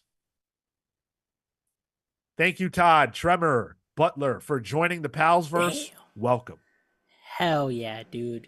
Yo, my dude out here doing some earth bending, bro. Boof, boof. Yeah. I heard the sound effects on that one. My man's Captain Planet. Literal. Hell yeah. I like that show. It I was a big ruled. fan of that, yeah. Yeah. Never saw it. You're too young. Way too young. Yeah, you weren't born by the time it was canceled. That's right. That's a bit, but Marco definitely could have watched Captain Planet. I don't think so, dude. I really What? don't. Marco, are you 30? He come on, bro. He's within 4 years of us. Yeah, I would have. I would have. I'm familiar with like the iconography of it. But I never saw it. Well, yeah, but the iconography has outlasted the show by a lot. I mean, Marco, what year were you born? 93. It's 96. Okay, ended 96. Okay. It Well, I lasted mean, 6 years. That's big. Barely conscious at that point. Yeah. You haven't even read your first Swamp Thing book at that point. And if that's the case, I can't know anything else. Yeah, were you truly alive? Let's be real. Exactly. Yeah. What was worth remembering? Nothing. Nothing before the swamp. Thank you guys for the kind words about the origin. I appreciate it a lot. Sage VTX says, "What are we reading?" I was reading from what I wrote as an origin for one of our patrons. And if you or anyone else would like a similar treatment, you can get that by joining us on patreon.com/thecomicspals. I don't have any more origins because these things do take time, but I also want to thank Cameron Gordon, David Melendez-Doria, and Cameron Thornton, who have all joined the Palsverse within the last week. Your origins are impending. Thank you so much, and we will be getting to them soon. Woo! Okay. Go ahead, Tyler. I'm gonna say, could you drink some water? Yes, I can. Yeah. I will take a swig of this water provided to me by the earth. Thank you, Earth. Thanks, Earth. That's a New York And the- shrimp water too. That's right. It's a lunch and a drink. It's great. Hey, it's filtered, all right? Brita. Oh, you got rid of the flavor then. Yeah, I don't want that damn flavor. That shit's nasty, bro. I like it. That does explain. I look for leaky Does it? fire hydrants, and I just take a little. That does drink. explain a lot about you, actually. Yeah. Dan said the big question he'll be asked is if he's really doing the Earth's will or is he assuming the world feels as he does. I love that. And that's That's story. question. Yeah, That is story. yeah. And you know what? That's a sign of good writing. Oh, well, thank you. Hopefully one day we'll be able to answer that question. But instead of that, we're going to pivot and answer the question of what are our top 5 New 52 comics. We did our 5th last week. Now, today, we're going to do our number 5 or our number 4 and our number 3. Marco, why don't you take it away? Number 4 is Superman, Wonder Woman.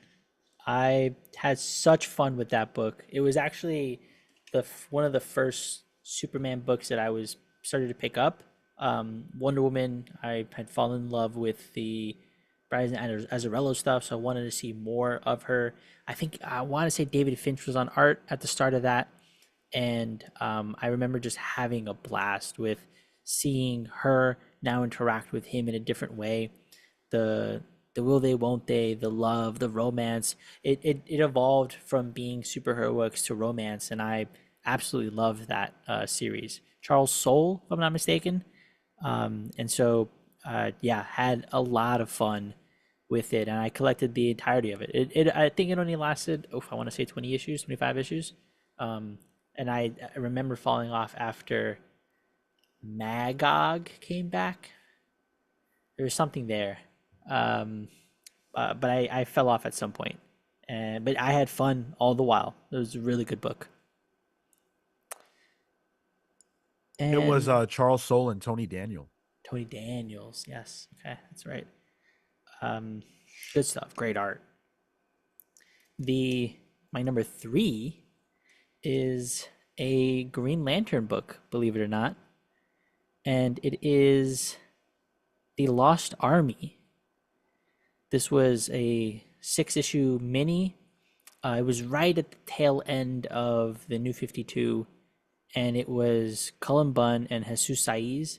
Saiz I was following at the time because he had been doing work on Swamp Thing, the New 52, and I really liked his art style, and I saw that he was coming out with a new book. And writer Cullen Bunn, who at the time I was reading, um, oh my God, the Dark Horse book. I'm blanking on the name right now, but I loved the creative team and wanted to follow them, and they were doing their work right now on this mini.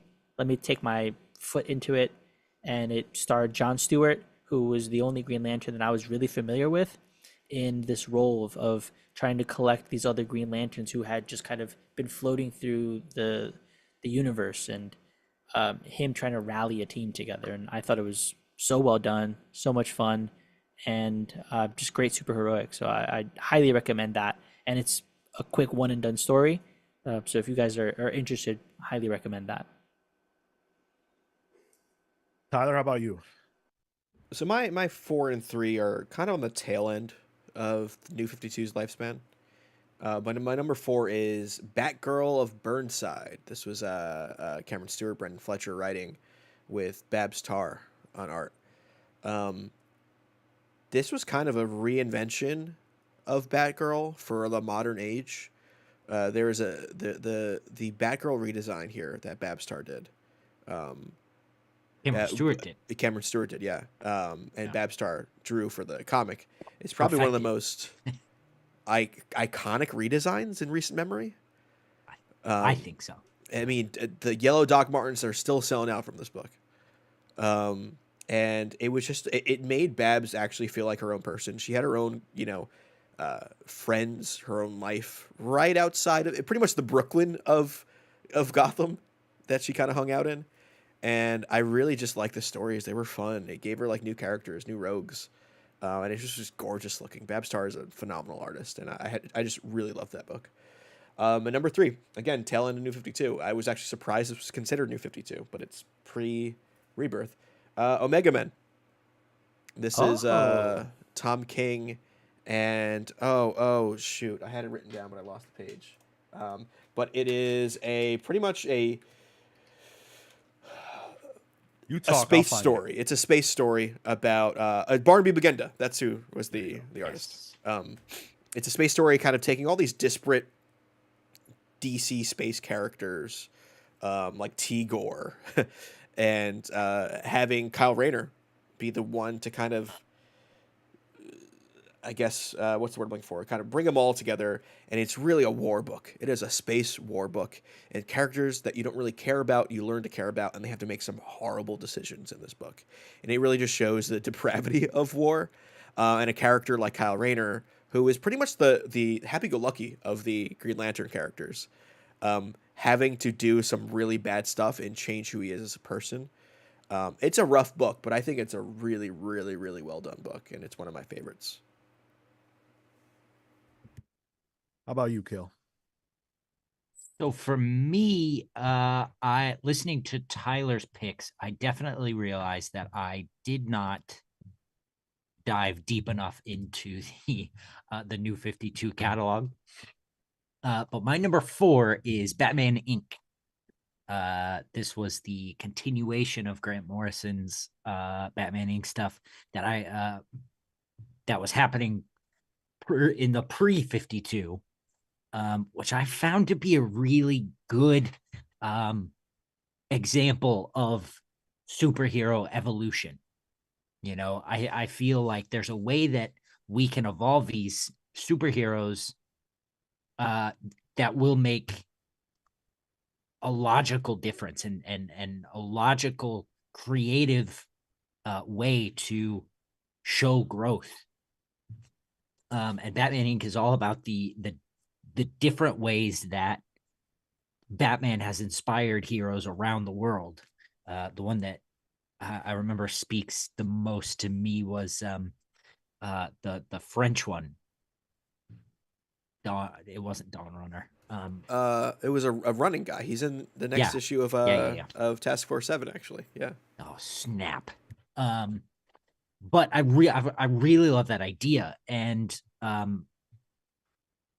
getting to see Grant sort of push through the New 52 and push that through, despite the ending sort of falling off and the whole thing not really, I don't know, the ending didn't really work for me, but I really liked the entirety of the concept.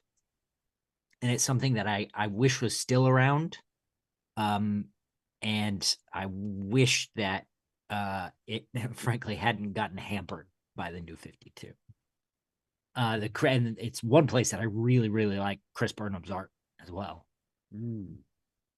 Right. Yeah. This might be a controversial number 3. Batman. And the controversy is that it's so low to me. Scott Snyder and Greg Capullo on Batman and the Court of Owls and the City of Owls. And then the stuff they do later on, which was mentioned by Tyler, I think last week. I found I do think it's good, and I do think to follow Grant in any aspect is always going to be a job that you don't want. But Snyder, literally took up the mantle and made a mark on it that has become iconic.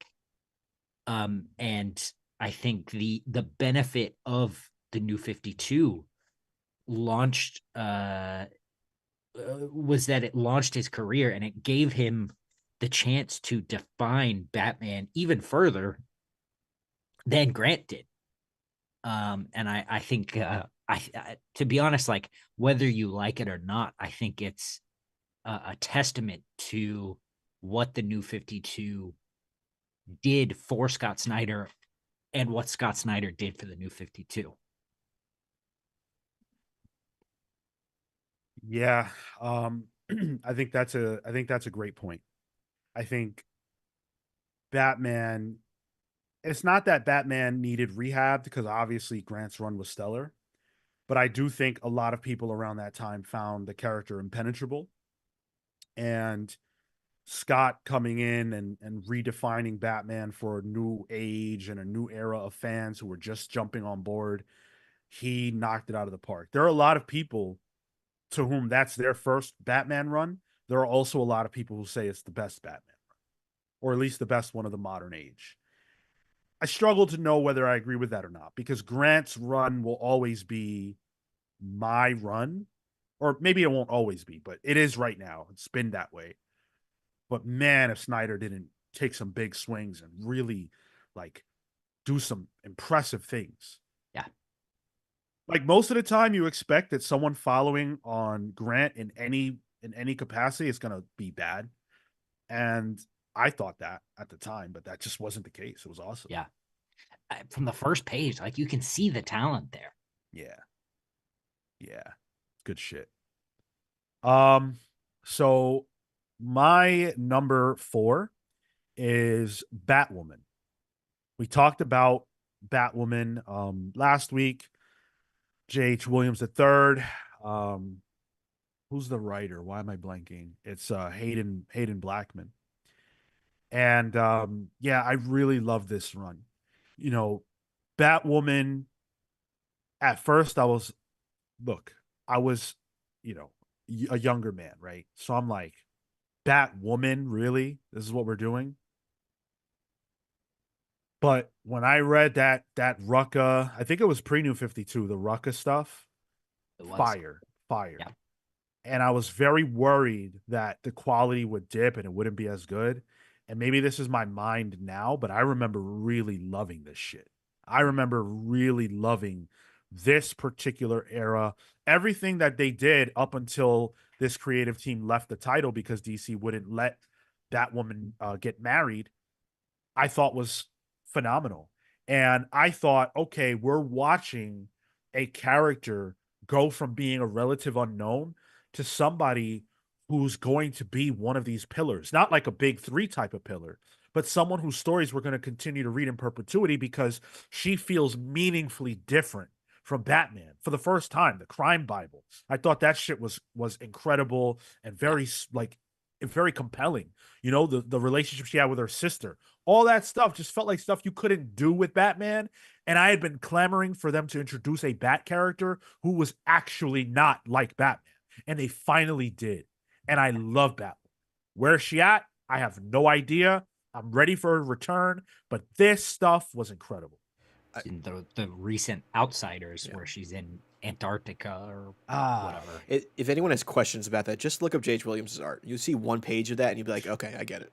Insane. There's literally nobody like J.H. Williams in comics. You know, I'm thinking, you know, Sandman, Promethea, is that him as well?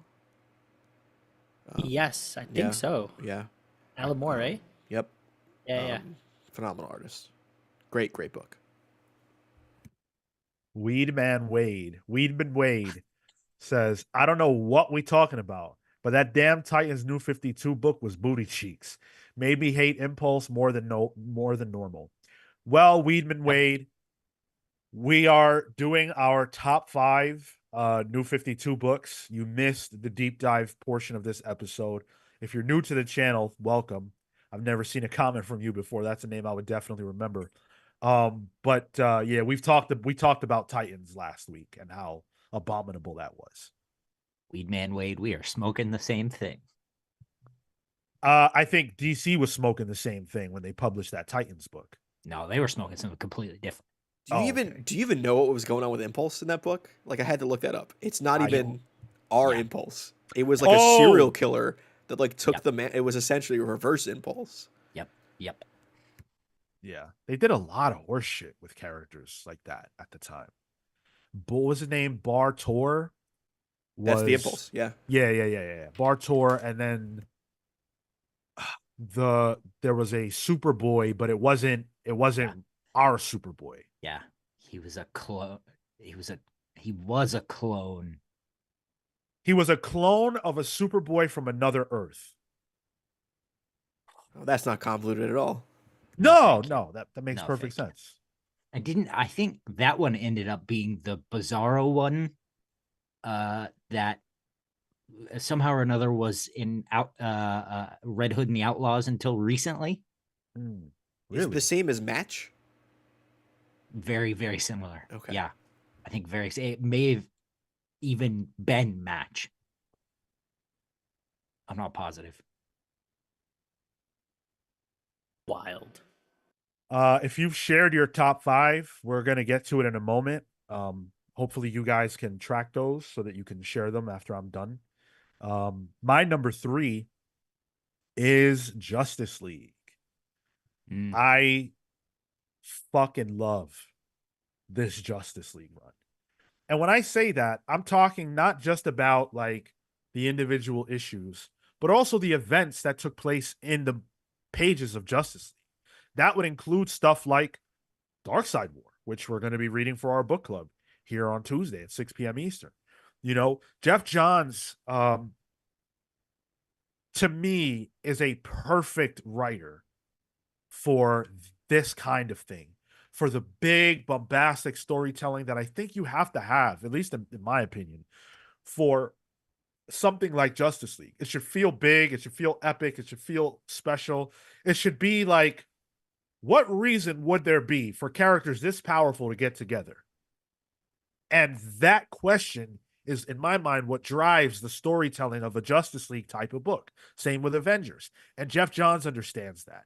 And that's why every arc felt big and special and important and exciting. And I don't remember ever feeling like disappointed or let down, because there were events happening within those books as well. It's like Justice League is the book you need to be reading if you care about the future and where the books are going. And that's what a flagship title has to be. And Jeff Johns understood the assignment. He nailed it. And not only that, but we got a rare instance of modern day Jim Lee interior artwork. Yes, it was only for the first arc, but man, if he wasn't killing it every page and panel. Crushed that. And then, yeah, that was good shit. Did Jim Lee do more work on on Justice League in Rebirth than New 52? In Suicide Squad in Rebirth than Justice League? He did. I mean, how many issues of Suicide Squad did he do? I felt like he did a good amount. I'd be surprised. Because it was only the 6 in Justice League, right? It was only that first arc. Yeah, which was 6 or 7, whatever it was. And then Ivan Reese came on. Yeah. He was that like spiritual successor for so many of those books. Ivan Reese is a god.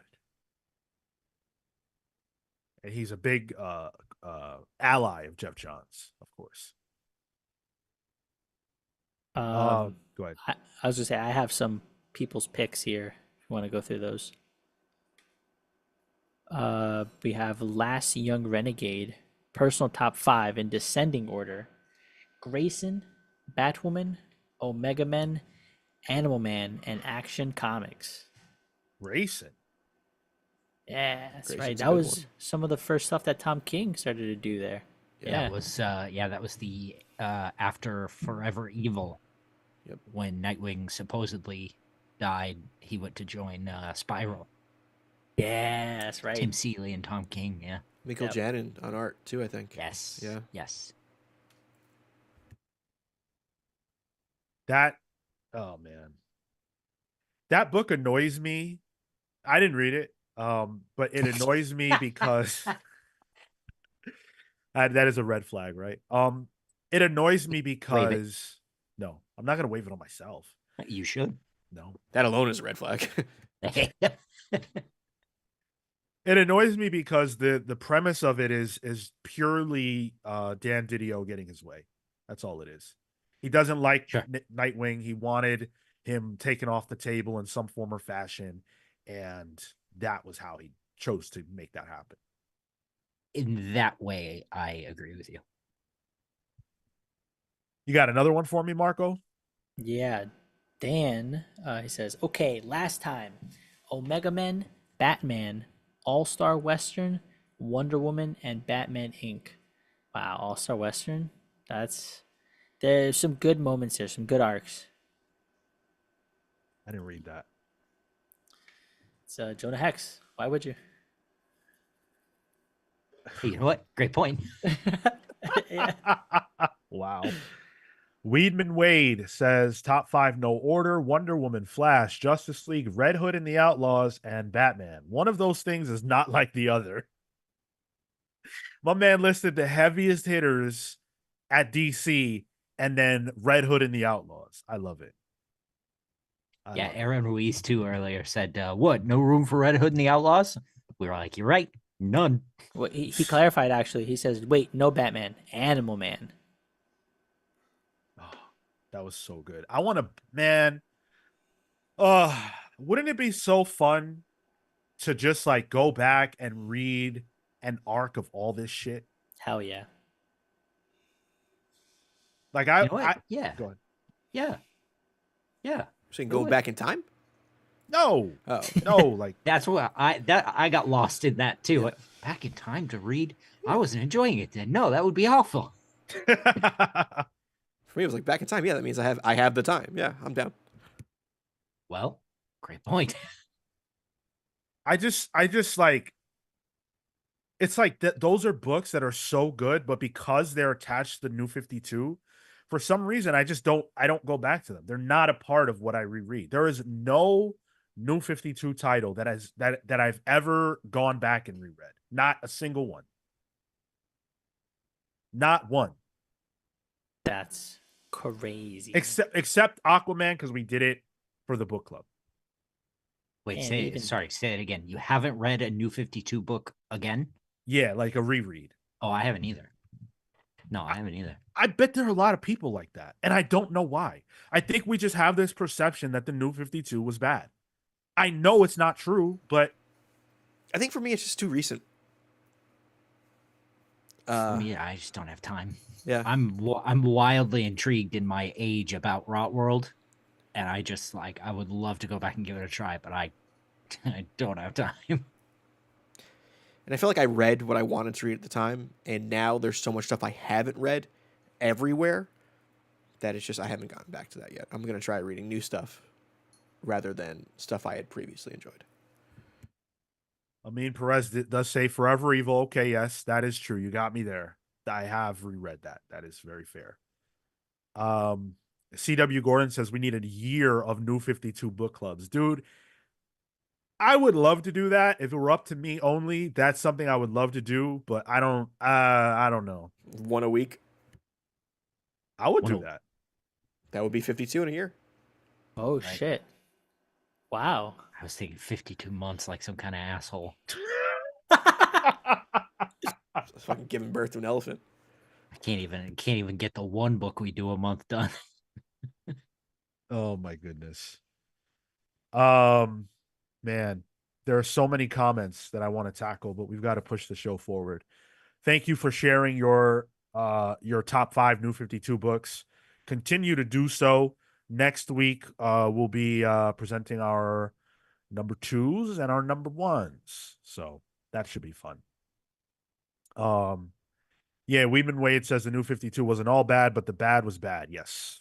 Yes, it was. Which, like, and this is something we're going to talk about next week, but the batting average for any initiative, like, is it that much better than the New 52? New 52 probably launched more books at once. And there are a lot of waves. There's like over 9 waves of New 52 books. But is the batting average that much worse than what Marvel was doing at the time? I'm not saying that to say like I know it for a fact, but I don't know it. Is it a perception issue or is it a reality? Right. And even like, comparatively, like even when you take like the more esoteric books that they launched at the beginning of the New 52, compare that to like Blue Devil, from the 1970s and 80s, like where, who was reading that and why? Like,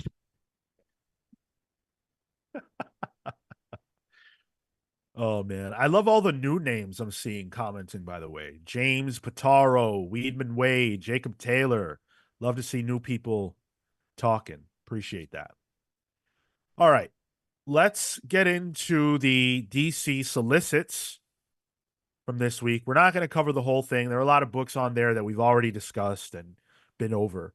But there were 3 books that I thought were worth pulling out, and you guys are free to add any if there were ones that you noticed. Tyler, Kale, Marco, I don't know if you guys have seen the solicits, but these were just the 3 that I thought were interesting. So first up is Batman Dark Patterns by Dan Waters and Hayden Sherman.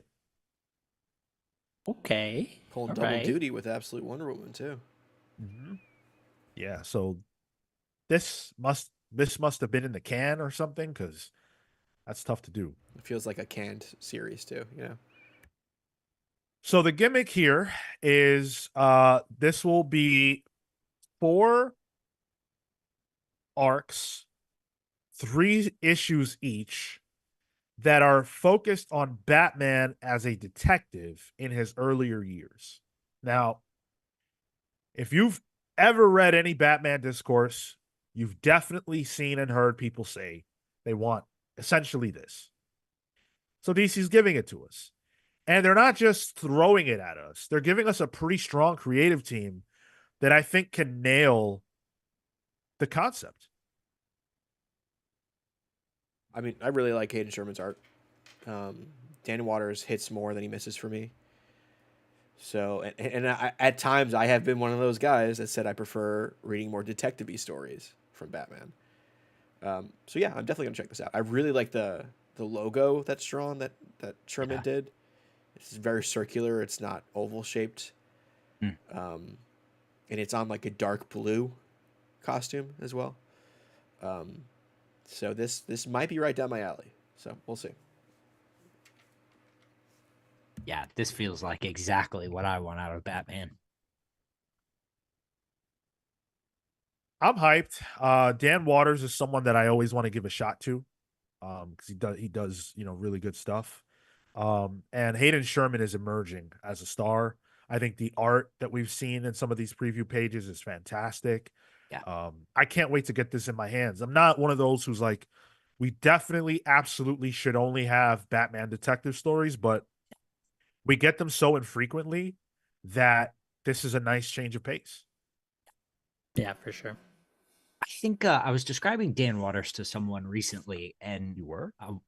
yes, I was. I talk to people, and I was describing their work this way. I say, I think Dan and Ram are of the same sort of school, but I don't think Dan has quite had that hit maker yet.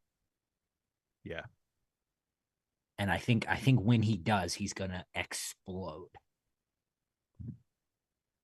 I agree with that. I think Dan Waters is sort of on the precipice. Yeah. For sure. MP says, I'm excited for this. It's basically just classic Batman, pulpy, gothic, noir detective stories. Yeah. Yep. Yeah, why not? Triple Hole says, are people freaking out that the logo is a circle?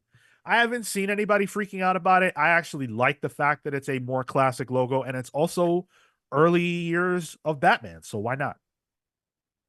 As opposed to the logo being a giant rectangle, a saw blade.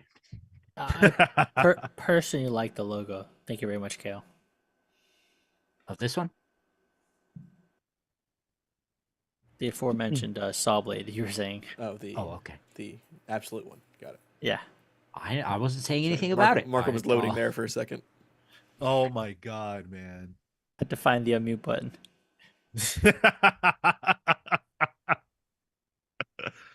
Gavin Guidry says, I'm telling y'all, Batman and Robin year 1 is going to crush. Well, let's get it.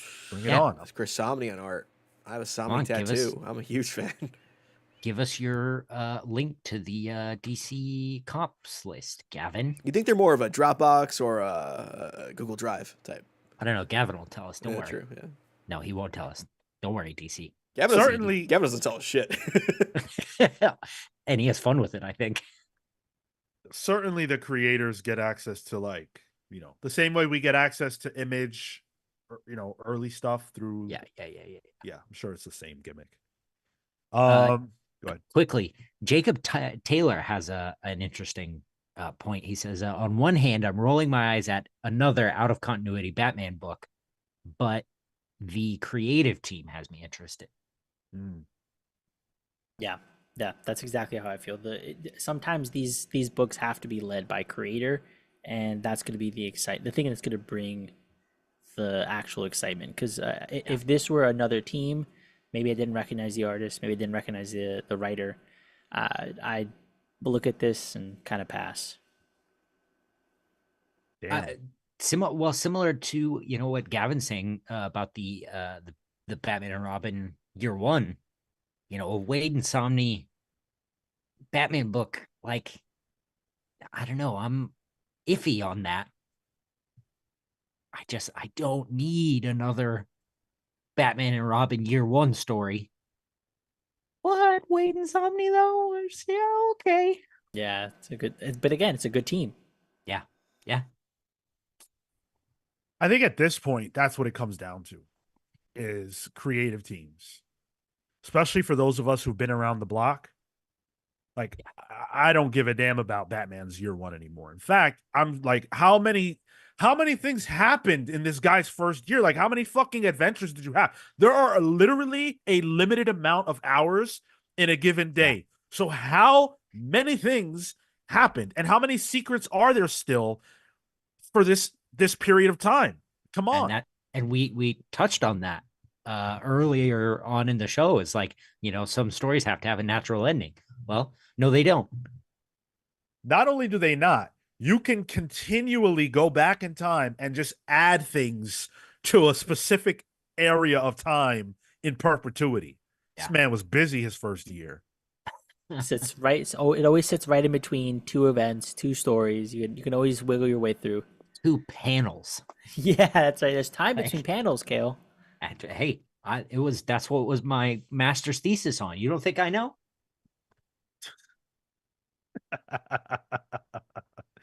Yeah, I noticed that too, Tyler. It's hilarious. And we'll continue to react accordingly to that. Staying in the Batman side of things, DC announced a Two-Face series. Written by Christian Ward with art by Fabio Veras, Ivan Placencia on the colors, and letters by Hassan Atzman Al How. That's quite a creative team. Christian Ward notably is a writer artist. He did I believe he's a writer artist. He did the City of Madness. Correct. Yep. Yes. Which was beautiful. That was a beautiful comic. I love me some Two-Face. And I couldn't care less about this. Oh, okay. Placencia? Ivan Placencia. I didn't even know he had a last name. I feel like they always credited him just Placencia. A first name. Oh, sorry. Yeah. So in the comicbook.com article here, it says, in Two-Face, after years of internal conflict, both halves of Harvey Dent have reached an uneasy peace. Harvey uses his skills as an attorney to resolve the conflicts of Gotham's weirdest and most dangerous criminals, starting with Victor Zsasz. I'm in. Damn. I love Victor Zsasz. I think That's to what got me, you in. Okay. Zsasz is better than the Joker. I think Zsasz is nuts.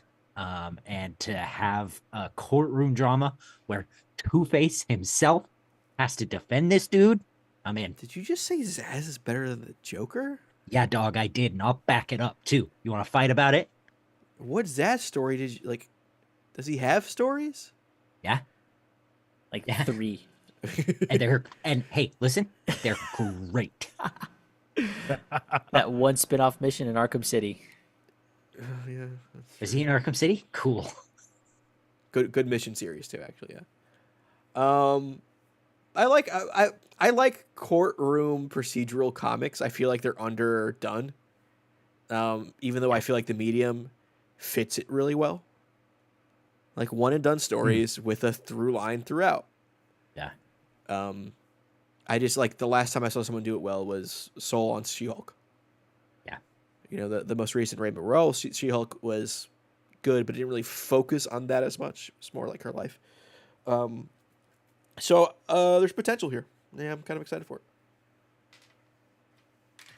I'm really tired of villains getting series, and I think that what makes Two-Face interesting is that he can't be better despite himself. And that struggle with wanting to be better and not being able to. And I want to read that through the lens of the Batman comic. I don't care. I don't care about this, unfortunately. I wish I did, but I don't. Yeah. Not even if that becomes this this premise. Like he's trying to do better, but his worse half won't let him even through this procedural. No, because who would let Two-Face back in the court? And Batman. what? No, he wouldn't. Bruce would be like, "Hey, maybe maybe he's there. Maybe I believe in him." I don't know. Bruce always does have a sort of a soft spot for Harvey. He does. Yeah. A soft spot, sure, but like Batman of all people would know, at any moment this could crack. Do we know if it's a typical court of law? Because I saw in the preview images, like the judge was Dr. Deathman, or it was the judge was also a villain too. Oh, sick. Again, though, even that is like, if it's a kangaroo court or some goofy stuff like that, I still don't care because these villains are supposed to exist through the lens of their hero. And if you remove that element, it ceases to function. It's like those Venom movies they keep doing, and the Craven and Morbius and all that junk. Can't wait. I know, of course you can. That's a red flag to me. But Chop Harder Alchemist dropping a $9.99 spot on us and says, I went through the DC Solicits yesterday with my coworker. Oh, that's pretty cool. And man, my pull list is getting expensive. Adding Dark Patterns, Cantwell's Challengers, Wade's BNR Year One, and more based on creative teams. What are you dropping? Can you say that in the same voice as the Resident Evil merchant? What are you dropping? What are you dropping? What are you buying? Sean, do you notice the word that he said there, pull, for like a pull list? I'm just saying that might be a good thing. Look into. That reminds me. Man, I meant to do this at the beginning of the show. I'm so mad I forgot to do it. Izzy sent a great video last night to remind Sean in the Discord to cancel his Comixology subscription. Now, to me, that was the wrong move, but I appreciate the effort on Izzy's part. The question I have, Sean, in front of God and everyone, did you cancel your Comixology subscription? You know what? I was very happy that Izzy did that. Thank you so much, Izzy, for the reminder. And I am very sad to say that I definitely did not cancel my subscription. Not at all. I was drunk when I read that message, and I was very grateful, but I instantly forgot. I love it. Timing was off. I love it. Timing was off. It'll happen eventually, right? I've been saying that shit for like 2 years. When was Scott-tober?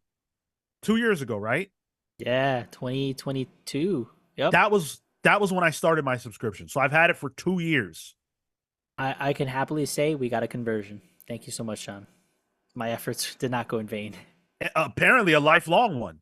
That was 2021. Incredible. Oh my God.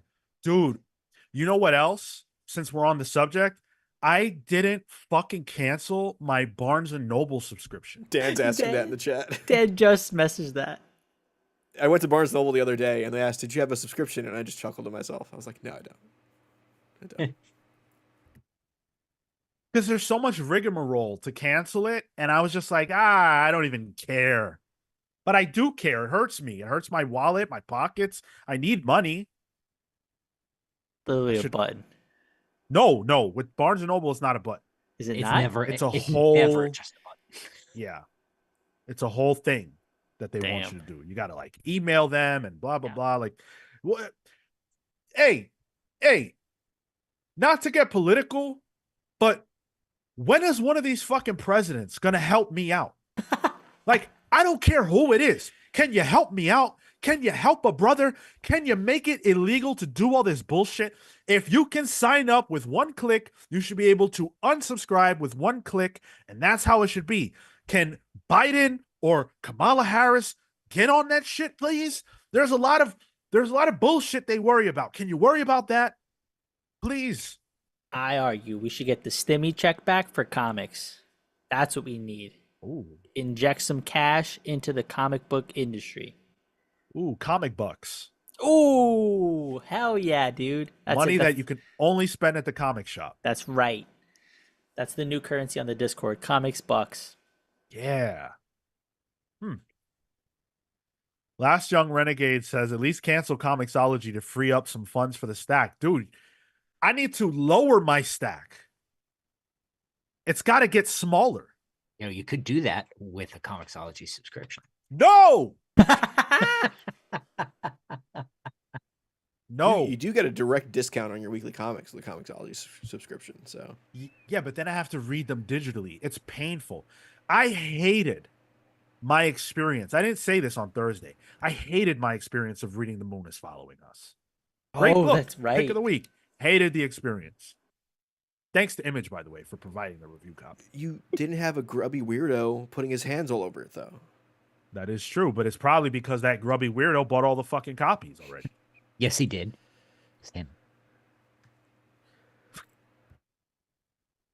Oh man. Oh God. Help me, please. All right. Let's talk about the last book that we're gonna discuss here. A new Metamorpho series, if you can believe that, is coming. I guess it has something to do with the fact that we are going to be seeing the character in the upcoming Superman movie. But he is getting a series from none other than show favorite Al Ewing. Ooh. With Ooh, Steve boy. Lieber Ooh. on the art, Lee Lowridge on the colors, and letters by Ferrando Gatto. Damn. Hot damn. God, that's gonna be fire. I Can't wait. love Metamorpho supporting cast. He has a supporting cast. Yeah. If you read Jeff Lemire's Terrifics run, it's essentially a Metamorpho book that has Mr. Terrific in it and Plastic Man. You get like Simon Stagg. You get Simon Stagg's bodyguard, who's an unfrosted caveman. You have Sapphire Stagg, who's Stagg's daughter, who's in love with Metamorpho. And Metamorpho is essentially Indiana Jones, who got this gem that turned him into what he is. There's so much there. And like Sean said, a new Metamorpho #1. I'm like, oh, the first Metamorpho #1? I'm really excited for this. And Al Ewing mentioned like he wants this to be like a love letter to Ramona Faden. Oh yeah. And just a love letter to comics at that time, that when Metamorpho was created. And Steve Lieber, I'm a huge fan of. I have a Steve Lieber boomerang drawing hanging on my wall. This is something I did not expect, and I'm super excited for. Oh, created by Ramona Freighton. I didn't know that. Ewing also talks about how this is going to be like a bunch of one and dones. Perfect. That's that. This is the character to do that with. You have such flexibility with the cast, with a simple story, get in, get out, world's finest kind of thing. Just make it a monster of the week or just slice of life comic if you can. I always felt more Metamorpho would be good as like a Hanna-Barbera style action cartoon, like a Saturday morning, like a Johnny Quest or a Herculoids. Yes. Like just one and done stories. And man, I'm hyped for this. I'm super hyped for this. This feels like it's gonna be in that sort of corner that like Ant-Man and the Wasp inhabit. Those recent books that Al Ewing did. Certainly. Yeah. I very much feel like that as well. Did Al Ewing not do was it Metamorpho, or he did like a one-shot thing in DC Pride earlier this year? I don't remember what character it was. Do you guys remember what I'm talking about? It was a future Starman, I believe. Okay. Yeah. That's what it was. Yep. I have no relationship to Metamorpho. I couldn't care less about the character, but I do care about what Al Ewing has to say. So if this is who he wants to tell stories with, and by all means, and I'll be there on Christmas Day. That's when this releases. Hell yeah. Nice. I'm gonna get a piece of coal instead. Damn. Somebody transforms. Yeah. You It's know like, how Mr. Metamorpho himself. Yeah, that's right. Not to bring it back, but you know how you'll have to get this, Sean. I'm going to my LCS on Christmas. Christmas gonna be closed? No, no, no. I think they'll be open. You think that shop cares about the workers? All right. If Target can be open, then On my Christmas LCS Day? can be open. Why not? Because it's Christmas. So what? Is your toy store going to be closed? Yeah.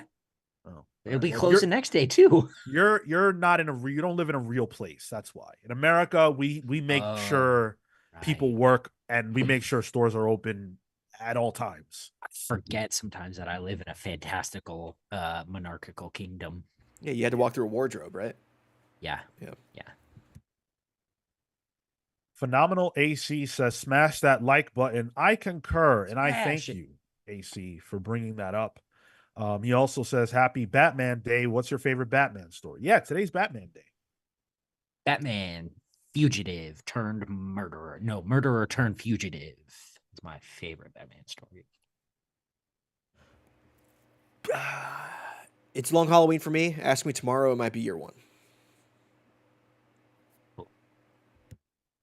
Hush. Yeah, but what's your favorite Batman story? Yeah, I was just saying what my favorite books were, Mark. I don't need to be so rude. Hush. Jeez. Hush. Come on. Let's break it down a bit. For me, it is the totality of Grant's Batman story. Chat, what's your favorite Batman story?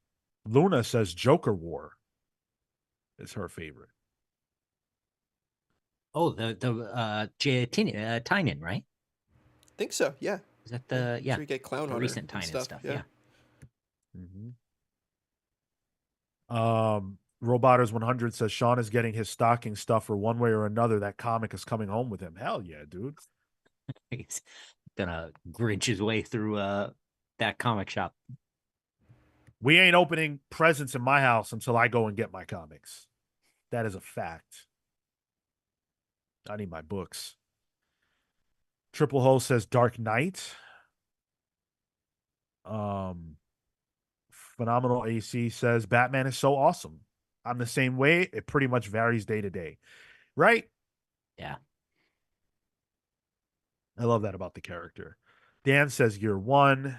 Aaron Weiss says year one. It's not bad in the Marco School of Praise. Gavin Guidry says year one. Marowak Escuro says Dark Knight. Last Young Renegade says Batman RIP. That stuff is wild. There you go. That's what I'm talking about. I love that. Go ahead. Special shout out too to Batman Mask of the Phantasm. It's my favorite Batman movie. You know they were showing that in cinema, in movie theaters yesterday? Yesterday, I went and saw it 2 weeks ago, I think. Oh. I like that you said cinemas. Yeah, you should have kept it that way. Yeah. Gonna go to the Nickelodeon and see a talkie? Who said that? Did I say? Did I say cinemas? Oh, okay. I wouldn't have batted an eye if you said it, Cal. I know. That's why I was like, wait. I'm not sure why that happened. Yeah, I saw it and I had a great time. I wanted to go. I'm a little bummed out that I didn't. They were showing Batman 89, Batman Forever, and Mask of the Phantasm. I didn't see a single one. I also missed The Matrix. Tyler showing off his Batman Forever Seal shirt. I was like, it's the cassette art from the Kiss from a Rose. I was like, cassette. Is that some kind of bootleg Batman Forever shirt that's got like Bruce Wayne as a It has always bothered me that song has nothing at all to do with the movie. It's tremendous. Vibes based only. But that's not even the movie vibe. Like what vibe is that? That's Nicole Kidman in that movie. They're the love interest. Hell no. Yeah. Oh. Come on. I had a dream about Nicole Kidman once. Weird one. Share. If you tell that, I'll tell you about my. Well, that's a little weird. I was the mistress. It wasn't like a sex dream because that's weird to admit on stream. It was weirder. It was I was the what's the male version of a mistress? Mister. I don't think it is. I mean, I think it is, but it doesn't feel right. I was that, and I was with Nicole, and like it was just her having to sneak me around places. It was very strange, and she had a very very poor Australian accent. Like I felt my subconscious was making fun of her. Apologies to any Australians in the chat. It was weird. Nicole, I wanna go out on Very a weird. real date, Nicole. And she was like, "Nar, nar."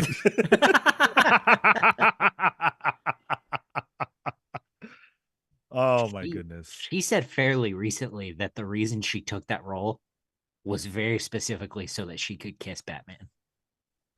That's And what's up. that's the energy being brought to that movie, and it improves it 1,000%. I don't know. What was her name? Chase Meridian. That Chase character Meridian. Such a always good name. bothered me. Such a good name. Because what's her point? Like, she doesn't, like, what are you talking about? Like, what- She's a Who knows? psychologist.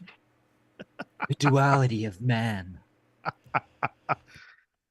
she A just man- spends that whole movie saying bullshit. A man during the day is different from a man at night. Well, What are a man's hidden passions? And then there's Alfred just making euphemisms the entire time. unreal. Unreal. Sounds like an episode of the Comics Pals.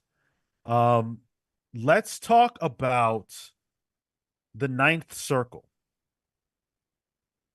Oh, finally, my Not my- literature degree is coming in handy. Yeah, I was gonna say not my favorite circle, but I mean we're gonna do one. Not of hell, Oh, Oh. okay, never mind. of comics. Oh, Yes, this is the okay, I'm back. ninth new publisher to be announced this year. No, just kidding. This is By a margin, you're kidding. yeah. This is a new publisher indeed. Coming from Garth Ennis. Huh. okay. Yeah. So it's gonna be Garth Ennis. It's gonna be Adam Glass, who is the guy who is the showrunner for The Equalizer. Notably, though, also the writer of the New 52 Suicide Squad. That is crazy, but it happens to be true. Joe Pruitt, Marguerite Bennett, Ram V,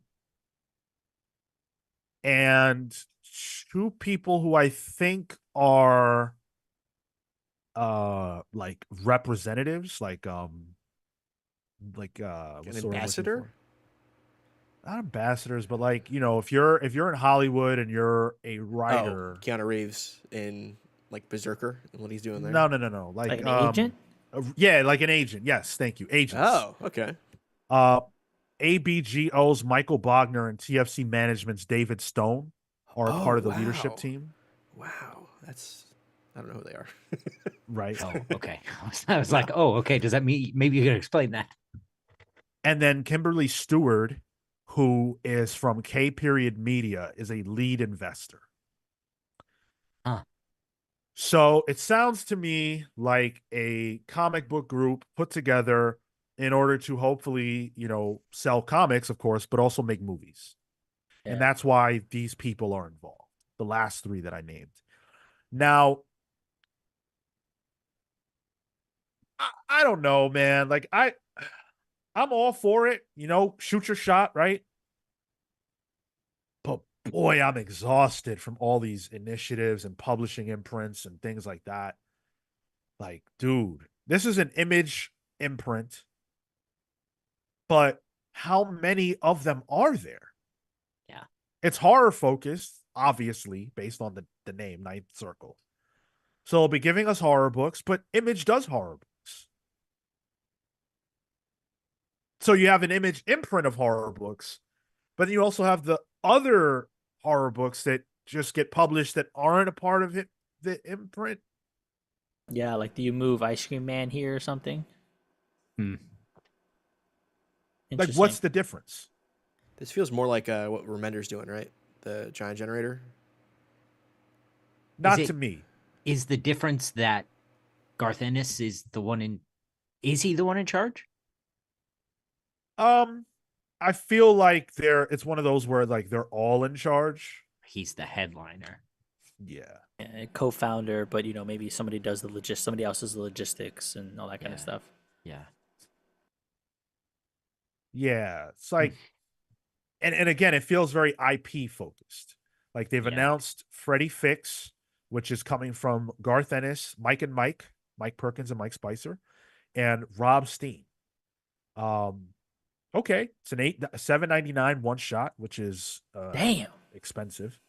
Um, Freddy the Fix is billed as a darkly humorous and horrific series that follows Freddy, a fixer who cleans up the messes left behind by the monstrous stars of Hollywood: werewolves, vampires, zombies, aliens, boogeymen, predators, and things.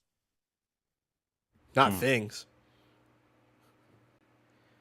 I Well, and in Look out. Hollywood, that could mean anything. sure. Yeah. Look out. That probably means a tax return or something. Um, I understand The Boys is well regarded outside of comics. The Boys is hot. The Boys is so hot right now. The show is better than the book. Like the book with Ennis's stuff can sometimes be too much for me. So I don't know if I'm excited for this. Like I feel like this is just gonna be like torture porn, the comic series. I tell you, Marguerite Bennett got more of a reaction to me Same. from me than Garth Ennis. I just like Ennis being sort of the headliner for this doesn't do anything for me. I like his war comic stuff. I like his horror books. Like there's good writing there, but it has to fit his kind of vertical. So I feel like this is that to some degree. If this was pitched as Garth Ennis's war vertical, I would be interested in that actually. I do like his war books. But this is Actually- being pitched as like from the writer of The Boys. And I'm like, oh no. I'm okay. No, thank you. Yeah, but The Boys is what's marketable. Like Right. Yeah, it's the Sure, big thing. sure. Garth, But like if you market it as this company is funded by the only person doing war comics in 2024, doesn't really have the same ring to it, you know. Yeah. Rom V gets around, huh? Yo, I was thinking Smart that too. dude. My dudes are trying to get into everything. Man, getting his bag. But I wonder if he's not coming into some of these things. And I think if it is, it's a smart play as an investor, as a producer, as things where you can say, hey, here's seed funding for certain things. Let's see where this goes. Because at some point you have to transition from business side, or sorry, from the creative side to business side. And I think Rom V is a really smart guy. I don't And think Rom V is putting $1 into this. yeah, no, I don't think so either. I think it's more of like Ron B's hot right now. Put his name, get him, so you can get a hot name on there. And on his point, it's just like, you know, at any point one of these things could blow up, and you know, if the more stuff he can get out there, the better. It's weird because it's like I love Rom V, and I genuinely think he's a brilliant writer, but it's almost getting to the point of oversaturation for me. Like if you took Rom out of every creator-owned space, he could do his own imprint of those books because he has so many and they're all over the place. Like what makes a Rom V Black Label book, or I'm sorry, distillery book versus a Rom V Ninth Circle book? Mm. Yeah. You know, nothing. No difference. Yep. Let's see. Luna said, are they going to do what DC does with Black Label by putting older books in this label? That's a good question. We don't know. We don't have answers yet for that. For Ninth Circle, Yeah. I have to imagine it. Image doesn't really have an age block or whatever. So No, and I don't even really know of any Ennis books that Image has published. But it's about horror. So what Luna is asking is, are they going to take their horror titles and retroactively include them in the Ninth Circle? Probably And not. I don't think so. But does it mean that now any new horror that comes out is under this imprint? Yeah, it feels like, hey, this is my thing. I'm gonna do my books under here. It's a horror focus, whatever. But Image is gonna continue to do their Image thing. Like Image has more of a stake for comic book readers, where we're making comics, but for people in Hollywood, here's a pipeline that maybe we've already built, and you guys know that comics are, you know, big and you can build out IP from here. Well, this is integrated. So maybe look at me over an Image, which has to go through a few different channels. Right. All right. I don't know. I mean, I'll read it. You know, $7.99 for this one shot sounds like that's a heavy price.